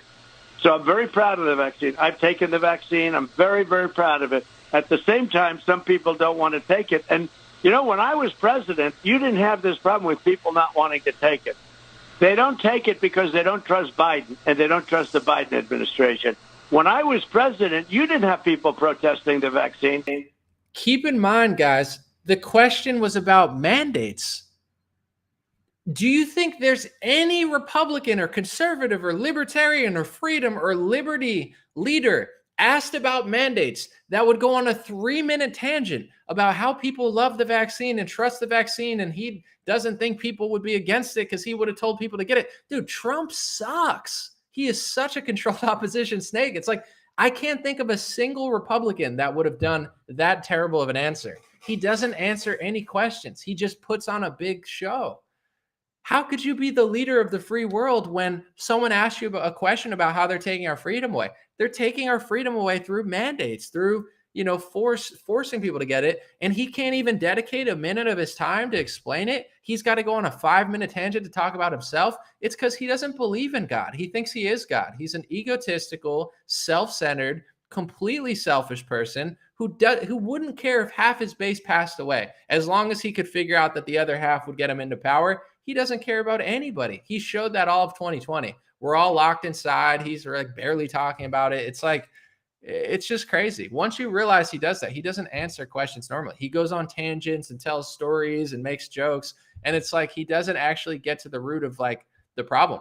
But I take that one personally, because the mandate question is the most important question of 2021 that any liberty leader could be asked about, and they would have 5 minutes worth of content to tell you. Trump takes that question about mandates, makes it about himself, makes it about himself more, makes it about himself more. Me. I would have done this. I would have done that. Dude, the question isn't how great are you at selling vaccines. The question was, what do you think about the booster shot and the mandates? Like the fact, that's where I don't really feel bad for MAGA. It's like, if you don't want to stand up for yourself and say that that's not acceptable leadership, then why do you deserve freedom? Why do you deserve liberty? Why do you deserve anything but the decline of America? I mean, you deserve it at this point, right? You're gatekeeping the controlled, slippery slope, and you don't want to speak about it. So at that point, it just, you get what you deserve. Like people gotta identify it. It's the same thing. I don't want to be a broken record, but with Thomas Massey said, don't print $6 trillion. This is a mistake. Don't close down the government. This is a mistake. And not only did Donald Trump not do the right thing, but he called Thomas Massey and tried to get him kicked out of the Republican Party. Trump is like gatekeeping for Satan, doing the wrong thing, yelling at people for doing the right thing, yelling at Governor Kemp for not closing his state down, yelling at Thomas Massey for being against communism and big pharma tyranny, and then turning to MAGA and putting on this big grandiose show as if he's, doing something, when he time and time again keeps telling you he doesn't care. That's my take. I mean, once again, I don't expect it to be popular. I've already said certain things similar. I really just don't care. I don't have any desire to suppress my thoughts, and it's not something I even consider. Someone said Massey was right. Absolutely, Thomas Massey was right. I had his back from day one because he explained himself. He was like, this is going to be the biggest mistake in modern history. And I was like, I agree. I mean, you can't just print $6 trillion. You can't lock down the government. If truckers can work, then the government can work, right? What message does that tell you? That, oh, you're essential. What does that mean? It means you're not essential. You're a slave now. You're not important. You're whatever. Your job, your life, your routine, your health, your physical health, your mental health, you're whatever. Congress is essential enough to get money and get it. They didn't lose salary, but they're not essential. But they're so important that they keep their money, but they also don't go to work. That was the craziest thing ever. Thomas Massey is a real man, a real patriot. He's like, this is crazy. How are you going to shut down Congress? This is what Thomas Massey was trying to explain, that Trump tried to cover up. It's like Trump is working with like McConnell and Schumer. Like he's like covering up their corruption. They passed think about this real quick, the most expensive bill in modern history, $6 trillion bill or $6 trillion act, whatever they call it. And the Congress wasn't even present to vote. Congress is always present. They're always there. You can't vote on something from a Zoom call. You got to go to Congress. This was the first time in modern history they're voting on something and they're not even all present. And they're voting on something that's not a small thing. It's not like, oh, the first time we're not going to. So Thomas Massey was trying to say what Congress is doing is they're trying to hide the record, because this is going to be the most expensive, biggest mistake bill in modern history. And you don't even know who voted yes or no on it, because they were trying to cover up who even voted which way on it. So Thomas Massey was like, not only is this a huge mistake for America, but they're actually trying to hide it to not have a historical record on who voted yes or no. It was like the most profound thing I've ever heard. And Trump's like, shut up. He's a third-rate Republican. Kick him out of the party. Dude, Trump sucks. Trump is like a liberal Democrat gatekeeper. When push comes to shove, it's like he did some great things for sure. But in many ways, I'm just like, who is this guy really? Even Amy Coney Barrett, Kavanaugh, they're voting for lockdowns. Do you know Clarence Thomas was put in office by George Bush? He was put in the Supreme Court. George Bush, who I don't like or don't trust, George Bush picked a better Supreme Court nominee than Donald Trump did. At this point, I don't think Ron DeSantis is like perfect. I think he's semi-compromised. However, I do trust Ron DeSantis more than I trust Donald Trump. I think Ron DeSantis has a bigger soul. He's got more spirit. I'm a good person. I could read people well. DeSantis really believes what he's saying about lockdowns. I mean, Trump is as sleazy as they come. He put in 2 pro-lockdown Supreme Court nominees and then didn't even talk about lockdowns and bragged about vaccine sales. The fact that conservatives are still willing to look at him and say, he's my number 1 pick, you deserve to end up in a communist Chinese camp. Like, it's not just the left. Oh, the left. No, it's everybody who doesn't identify that he screwed them over 50 times and has no plan to do otherwise. Why would he have a plan? Oh, he just makes mistakes because of his advisors. Well, then, okay. So, let's do it again then, I guess, right? Round two of Jared Kushner. Round 2. This should be fun. I'm sure it'll be different, but whatever. Let's see. All right, a few more and then I'm gonna roll out. Appreciate y'all. Thanks for listening, whether you agree or not. Someone said, Candice, listen, say what you want. Push comes to shove. Candice did all the right things. She spoke up. She's done more to speak about vaccines than any person has done. She has more power than most people in the Republican Party, and she has risked it all. You could hate on her if you want, just like you could hate on me. But Candice, there's been times where I've disagreed with what she said as well. But from 2020, 2019, and 2021, she's been on the right side of history, going way harder than Trump, asking him legit questions about Julian Assange, which made it to me, she's done 1,000 times a better job than Trump. And I can't jive with somebody that doesn't get this stuff. Like, if you can't at least do what DeSantis is doing, get out of the way. You know what I'm saying? Get out of the way and let a real anti-lockdown, pro-freedom person into power, that will at least do something on the big pharma front. Because Trump is like bottom of the barrel on this topic. He's like Ted Cruz, he's like a Ted Cruz on this topic. He's not like a revolutionary freedom fighter. He's like a Ted Cruz, McCain. He doesn't understand big pharma, or he's in on it. Why? How is that going to help me? Why would I go to the voting booth and vote for Trump in the Republican primaries? I'm not. I'll vote for someone else before I have to vote for him. Why would I vote for him when he was in power, did nothing about big pharma, empowered them, gave them money, tried to kick the only Republican who talked out against it out of the party? Trump is like a commie gatekeeper. Oh, no, he's a libertarian. No, he's not. He's not libertarian. He's not a conservative. He doesn't even really believe in God, I don't believe. You've never asked God for forgiveness? Really? Why? You're not a perfect person, so why, what type of Christian doesn't ask God for forgiveness? I'm not trying to gatekeep Christianity, because people are like, Adama, you're not Christian enough. You're not principled enough about this. Listen, I'm far from like the Pastor Anderson, but I mean, that's pretty weird. No, are you not? I don't know. Maybe that's what you're supposed to do. Just not, I don't know. Someone said Ron Paul definitely was one of the real ones in the game for sure.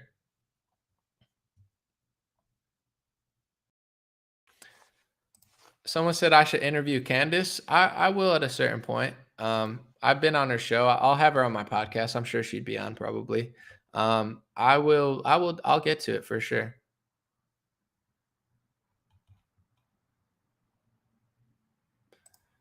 Let me see. I'm going to put this on this. Kathy, very polite. She said, you're a friggin' idiot. Thank you, Kathy. I appreciate it. We'll leave that up there. We'll let that simmer. And don't be mean to Kathy too. It's okay. Kathy, with that attitude, I think you could use here. I think you could use a hat, dreamrare.com hat, Kathy. Get yourself a God bless hat, Put a smile on that frown. Someone said Jim Jordan. He's okay. But whatever. I mean, politics is politics, folks. Just don't get too romanticized about these people, because then you're going to end up being emotional, and then you're going to end up getting angry, and then you're going to end up, getting fooled. So that's all. Jim Jordan, Trump, DeSantis, just don't get too emotional. Like, everybody lives in like a movie. It's like, I get it. I definitely get it. But at this point, these people have given us so much. We've seen so much. Just stay with your eyes peeled. All right, one or two more. Someone said, love the new tech and graphics. Thank you, Gavin. I appreciate it. It sucks right when it was starting to boom. I don't know. Maybe people just don't like me on Facebook, though. I don't know. I've never gotten below like 2,000 viewers. That was like rare on Facebook. I would have like 2,000 minimum. Now we have like less than YouTube. So either I'm being targeted on Facebook, or people just hate me because I talk about Trump, honestly. But either way, it is what it is at this point. Someone said it's hypocritical for people to think that you're gatekeeping Christianity when most gatekeepers are Freemasons of religious society. Well, people could think what they want. What I'm trying to say is I'm not trying to be the person that's like, you're not a Christian. I don't like when people, you're not doing enough.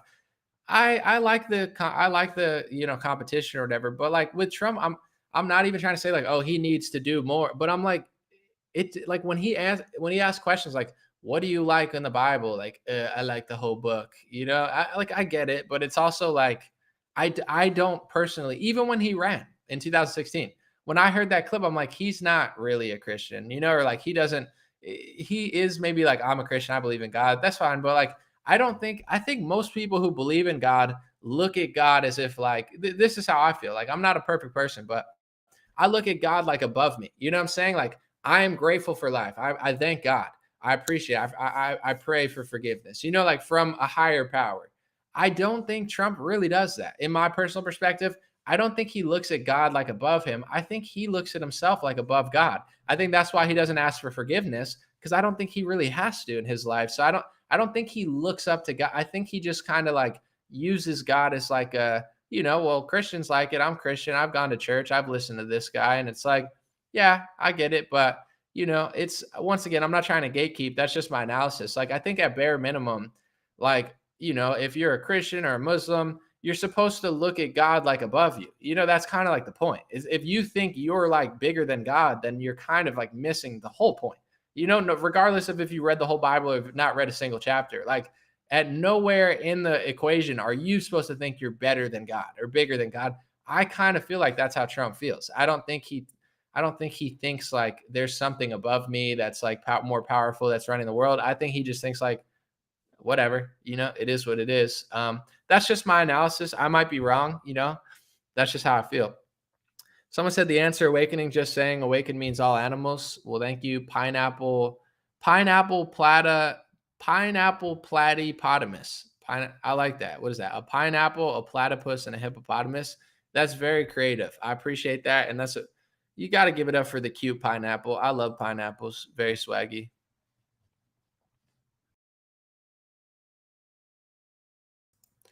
Someone said, I'm independent and I vote for what I think is best for the poorest folk. I admit I voted for Obama twice, but never knew about his corruption later on.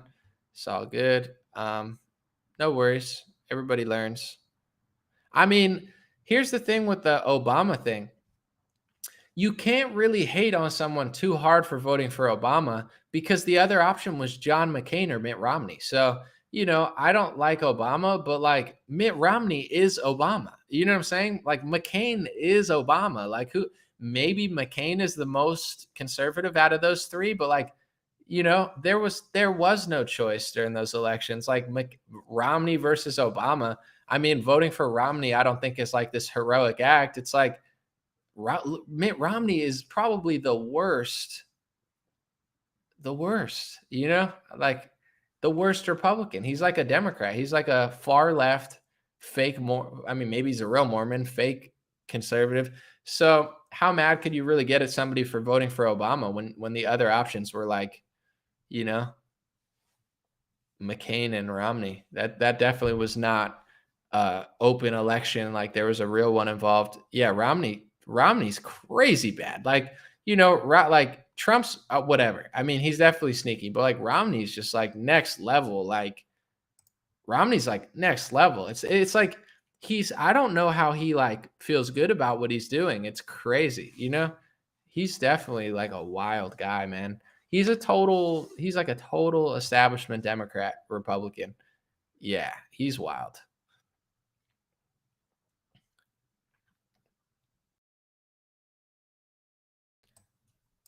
Let's see. Someone said YouTube notifications are more consistent than Facebook. I rarely see your live via Facebook. This is the first time I saw you were live on Facebook.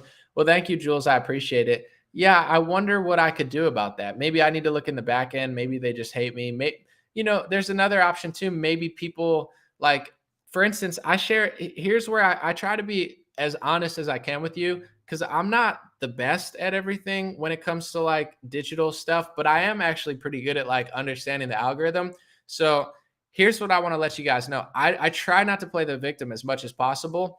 And here's what might be going on Facebook. They might not be targeting me. People might be watching less live streams, more TikToks, Instagram Reels. Yesterday, I shared a CBS article about Disney employees getting arrested for human trafficking, and it got like 10,000 shares.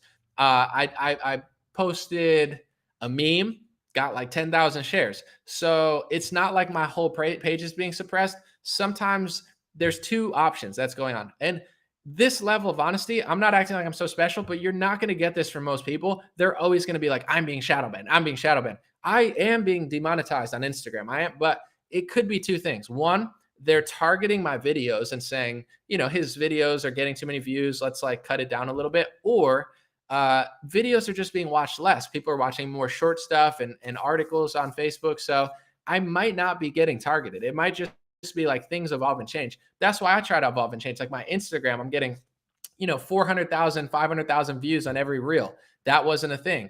TikTok, I've gotten millions of likes and millions of views on my reels. That wasn't a thing.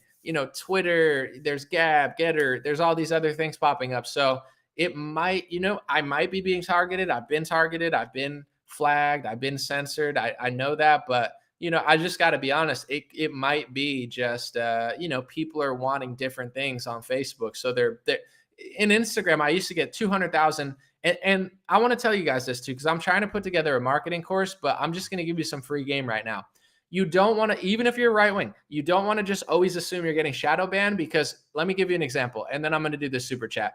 On Instagram, I used to do these square, long form, 10-minute, 7-minute, I used to do them on Facebook too. I used to do these like really focused analysis reports, and they would get 400,000 views, 500,000 views, 10,000, a million views. I was getting crazy amounts of views on Instagram. And then Instagram Reels came out. As soon as Instagram Reels came out, they started paying people for Reels. They started promoting Reels. And my videos that were getting 300,000 views started getting 50,000 views. I identified that. I switched to Reels, and now I'm getting more views than I've ever got, and my page is growing faster than ever. So there's a lesson in there. You might be shadow banned. They might be targeting you, no question. But you don't want to just assume and play the victim, because my success online is because I'm always evolving. I'm always changing. I'm always learning what's going on. I'm not trying to sell out, but at a certain point, there's nothing good about doing things that nobody's watching, because it's not like they're showing it. So, Reels are big on Instagram. I think that might be what's happening on Facebook, but I always try to be very careful, because I see people with like 100 followers. I'm shadow banned. Like you might be right. But at the same time, like you have to be able to evolve when it comes to social media. Nothing's still the same. YouTube's not the same. Facebook's not the same. And the future is won by people who identify what's going on and figure out a way to maneuver it. So, I just want to let people know that I'm throwing together a marketing course, not a bullshit one, like an organic, real one. But that's just some free game, because, I watched that happen on Instagram. And if I were just to say, oh, I'm being targeted because nobody can watch my videos, I would be losing right now. But I realize, I'm like, oh, the Reels. So on Facebook, Reels, other content, articles, pictures, that's what's really boosting. So I think you want to, just be aware of that. If you're into social media marketing, a lot of people I know, they have businesses, etc. I'm just trying to help. What's my advice to Putin? Honestly, I don't think Putin listens to me or cares what I say, or I have any say at all. But I would say, don't get Gaddafi and don't get Saddam Hussein. That's the only thing I could really think of. As far as authoritarianism and Russia, it's not my style of leadership. But, I believe that if people like Sean Hannity and Mark Levin and neocons and warmongers on the left and Romney and McCain and Biden and the UN and Zelensky, if they were to get rid of Putin and establish a Western leader, you would have a total collapse of Russia. So anytime the West, not every time, but, we go to Afghanistan, we can't fix it. We go to Iraq, we can't fix it. We go to Syria, we make it worse. We go to Libya, we make it worse. We can't run Russia. Russian culture is different than American culture. We can't run a Middle Eastern country. We're not capable of figuring out what to do in Libya. We're not capable of figuring out what to do in Syria. So, all these lemmings on the left and right that are like, oh, we need to regime change Putin. If you want to destabilize Russia, that's how you do it. He has it more stable. What do you want? Stalin? What do you want? Gulags? He's doing a better job than Joseph Stalin. You don't have to like the guy, but, Biden and these people, if they ever got their puppet into power in Russia, the whole country would collapse. And guess what happens when countries collapse? They used to say, oh, if you don't want to fight in Afghanistan, you're not a patriot. Do you know what happens when you cause chaos in other countries? You get refugees. Do you know where the refugees go? They start going to your countries, and they don't fit in because they're not used to that culture, because they have a different religion, different culture, and they're not coming under their own free will. It screws up Europe. It screws up America. China and Asia don't take in refugees because they know that. And the Western world gets devastated.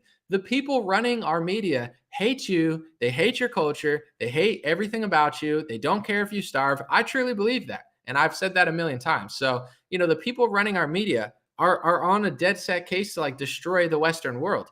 And I don't like Russia. Like, oh my God, I love Russia. I want to live there. I don't want to live there. I don't agree with authoritarianism. I'm not Russian. I'm not interested. I don't like that style of system. I'm American. However, Putin is not, like, if he ever got replaced, you are going to have such a massive failure, and it's going to burden the West for 20 years. The same way invading Syria burdened the West. We invade, millions of refugees, they're all over the place, civil war. Like, that's not good for our country. That's not good for Europe. It doesn't help Germany. Germany's dependent on oil. They lied about it's all a lie, dude. They started this war. They pushed them to the brink. They threatened them. They sent weapons to Ukraine. They established a puppet right next to them. It would be like China or Russia, a regime changing Mexican leader and then giving them weapons like right on our border. Do you think we'd put up with that? That's who we are, folks. I'm sorry. It's not the media does not care about you. The media doesn't care about minorities or black people. They don't care about Americans. They're like normalizing starvation. Like, oh, food shortages is just whatever, folks. It's like the ruble, Google the ruble. It's back to where it was pre-war. It's at the almost same levels. Who are the sanctions hurting if it's not hurting the ruble? The Russian people, the American people, the German people. The shelves are empty in Germany. Is Germany being sanctioned? The sanctions are on us. They're not even working to destroy the economy of Russia like they had planned. America is so sloppy. Biden's a puppet. The Western media has an agenda of destroying the Western world. So I believe, as much as I disagree with authoritarianism and what's going on in Russia, I think the Western press hates the West more than Putin does. I don't think Putin really cares that much. It's probably just like, leave me alone, / I'm going to be a little sneaky KGB guy. But the hate that the Western press has for America is insane. It's beyond insane. If you read RT and you read New York Times and it was like a blindfold test, like a McDonald's and a Burger King burger, and you had to say which one you like better. The Western press, like the New York Times, the Washington Post, it's like they're trying to destroy America harder than RT. I don't even read RT, but the few times I have, they have like conservative aspects and they'll like talk about like American people in a positive light. You read New York Times and it's talking about Americans as if you're like subhuman scum because you didn't get an mRNA injection. So it's like the level that the media hates Americans is like a 10 out of 10. The level that like RT hates Americans, they don't. That's why they're getting banned. I don't even read it. I'm just saying, from what I've read, it's like they'll host some progressives and people that I don't like, but that there's no equivalent to how much the Western press hates us. And like it's like, I don't know. My advice to Putin is don't get Gaddafi, but beyond that, I don't really have much to do with Russia. It's not my country. It's not my system. I'm not from there. I have no ethnic connection there. I have no political connection there. It's the same with like China. Listen, I don't like China, but I see it from both sides. On one hand, and I've explained this a few times, but I want to really drive this home because nobody else is saying this. And I want people to learn this and spread this information. China is like a godless communist country, but they're also national ethnic identity. So the reason that George Soros doesn't like Russia, he tweets about it often, is because they have a nation that is not completely playing ball with the global group of people who want to all think the same and do the same. So, China's not a threat to the West because they're godless communists. Godless communism sucks, and it's going to ruin the Chinese people. They should get back to Confucianism, Tao Te Ching, etc. But it's not the communists that's hurting the West. It's communism sucks, and godless communist is disgusting. But it's the national identity that they have that the West has such a problem with. That's why Mike Pompeo and George Soros agree on China. It's a threat to the Western ideology. And then you get to Russia. I think Russia is a more moral country than China, barely, but I don't think they're like great. But China, I don't think they really have great morals. But like Russia has a little bit more morals, maybe not much, but a little bit more, but they're authoritarian as well. The authoritarianism is not the threat of the West, but it also kind of is because it's harder to get Putin out of there, but he's a national identity person. He's not playing along with everything that the global leaders want to do. So the reason that the West hates China and Russia is because they're not easily controllable like all these European countries. However, when I say that, people will say, oh, you're pro-Russia or pro-Putin or pro-China. Like, I'm actually not. I don't agree with, I'm not Chinese or Russian. It's just like, I'm just identifying what's going on. I'm not, I tend to think that China is going to fail because they're godless, communist, like locking down. Like, that does not work in the long term. And with Russia, I mean, I can't get enough information out of Russia that's not fake to even know what's going on with Putin. Like, I know people from Russia that hate Putin, that are conservative, that are just like, yo, Putin goes too far. He's authoritarian. He's corrupt. He has all the money. He's greedy. He's selfish. And it's like, could be true. It's not really my country. I haven't studied it super thoroughly as far as like who he is. But here's my take on like China. Listen, we are responsible for us. Once we start screwing around with China or they start screwing around with us, now it's our problem. But I don't feel like the moral savior of the world, where I don't think we're in a moral position to go tell Afghanistan or Iraq or Libya or Syria or China or Russia what to do. So even if Putin's corrupt and authoritarian and a scumbag, did he start a war with us? We kind of started it first. I'm not saying it is what it is, but it's like we egged that on 50,000 times before he invaded.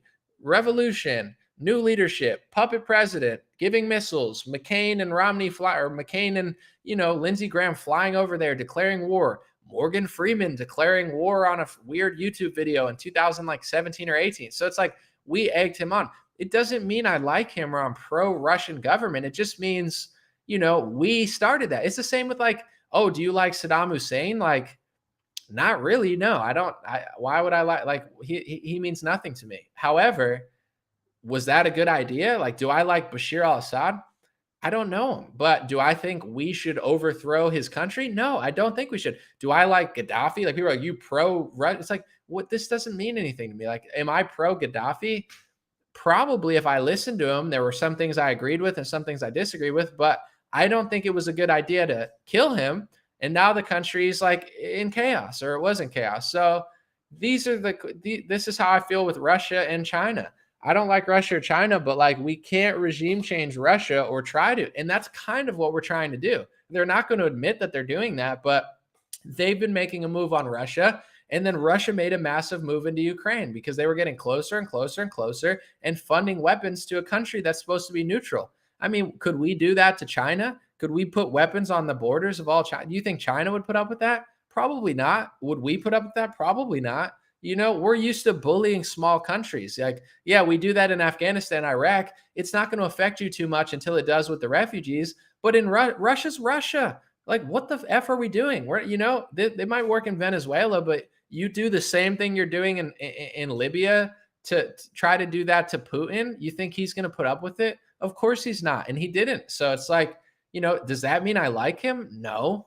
Does that mean I defend them? No. But it's like, it's just basic common sense. And, if we destabilize Russia, it's horrible. And here's the thing. If they successfully destabilize Russia, like I believe they're trying to do, guess who their next target is? China. Guess who their next target is? You. Guess who their next target is? Probably India. And, leaders like Bolsonaro, if they don't get rid of him this term, it looks like he's going to be out because they're censoring him and the communists are coming down on him. These are the threats in the world right now. Bolsonaro, Republicans and conservatives in America, China because they're nationalists, not because they're communists, and India because they're actually kind of based. And once, so it's like if Sean Hannity beats Putin, they're coming for Sean Hannity's followers next. That's why Sean Hannity's controlled opposition. It's like, we're fighting, like, to do what? What's your goal? What do you want Putin to do? Biden literally, for years, Putin has said, they want to replace me. They want to replace me. And the West said, no, we don't. No, we don't. And then stupid Joe Biden says it on television. He's like, we need to get him out of office. It's like, dude, they're admitting it publicly. What's going to happen if they get, regime change Russia? You have a bigger crisis than anything in the Middle East.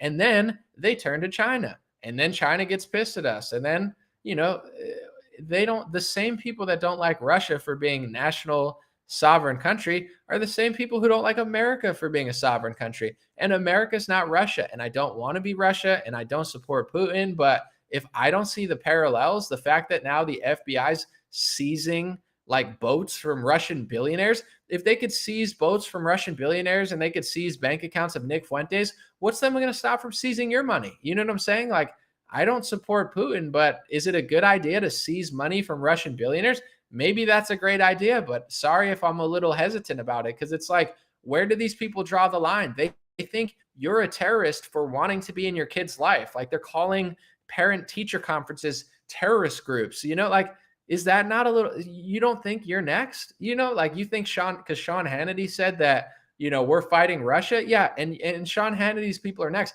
not because they're Russia, not because they're pro-Kremlin, because they're patriots who believe in the First Amendment in America. And the people running the country do not believe in the First Amendment. It's really that simple.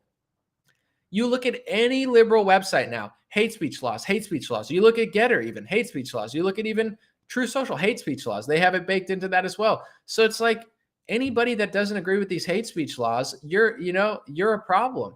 It's called sovereignty, liberty, you know, keeping these people away from you. I'm not saying China is not free. Russia is not free, but they are, in a sense, nationally free from the global communists. So if you're nationally free as China and you're doing communism, that's a threat to the world, because you're not in their circle. You know, is Russia free? No, they're not free. That's not a free country, but they are free from the World Economic Forum type people. So that's a problem. You know, is Cuba free? Cuba's not free, but why was Cuba in the news last year? Because they're free from the world with their communism. I'm not saying I agree with it, but they are sovereign somewhat, and that bothers the world. There's a group of people in the world, the media is clearly working with them, and they want to control and dictate everything everywhere all the time. And they don't care what it means. They don't care what the cost is. They don't care if it's invading a country and creating slavery like they did in Libya. They don't care if it's invading Syria, getting millions of Muslims and Christians killed and displaced and creating a huge terrorist problem. They don't care, you know, but the problem is I do care. I don't want to hurt people. And I also know that every move that these people make, it ends up burdening the West and America, because now you've created instability. Where do they go? So I know that why liberals feel the way they feel. They're totally just brainwashed by the mainstream media. There's a lot of lefties that are progressive Bernie people that aren't falling for this stuff. And there's a lot of right people that aren't falling for stuff. But the same warmongers like Sean Hannity, they fall right in line. And the irony of it is he's setting his own people up for failure. It doesn't make you pro-Russia, and it doesn't make you anti-America or anti-West to realize that you know our wars have not always worked.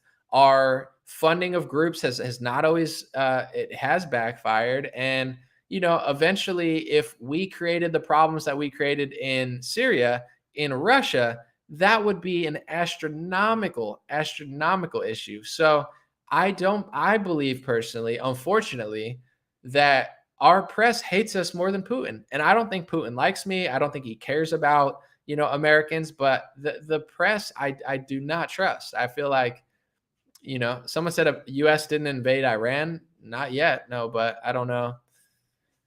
Someone said Russia and China aren't free from it, though. Well, I want to say it's like, let's talk about the Trump situation, okay? I've told you what I think about Trump, but here's the thing. Trump is not 100% compromised, okay?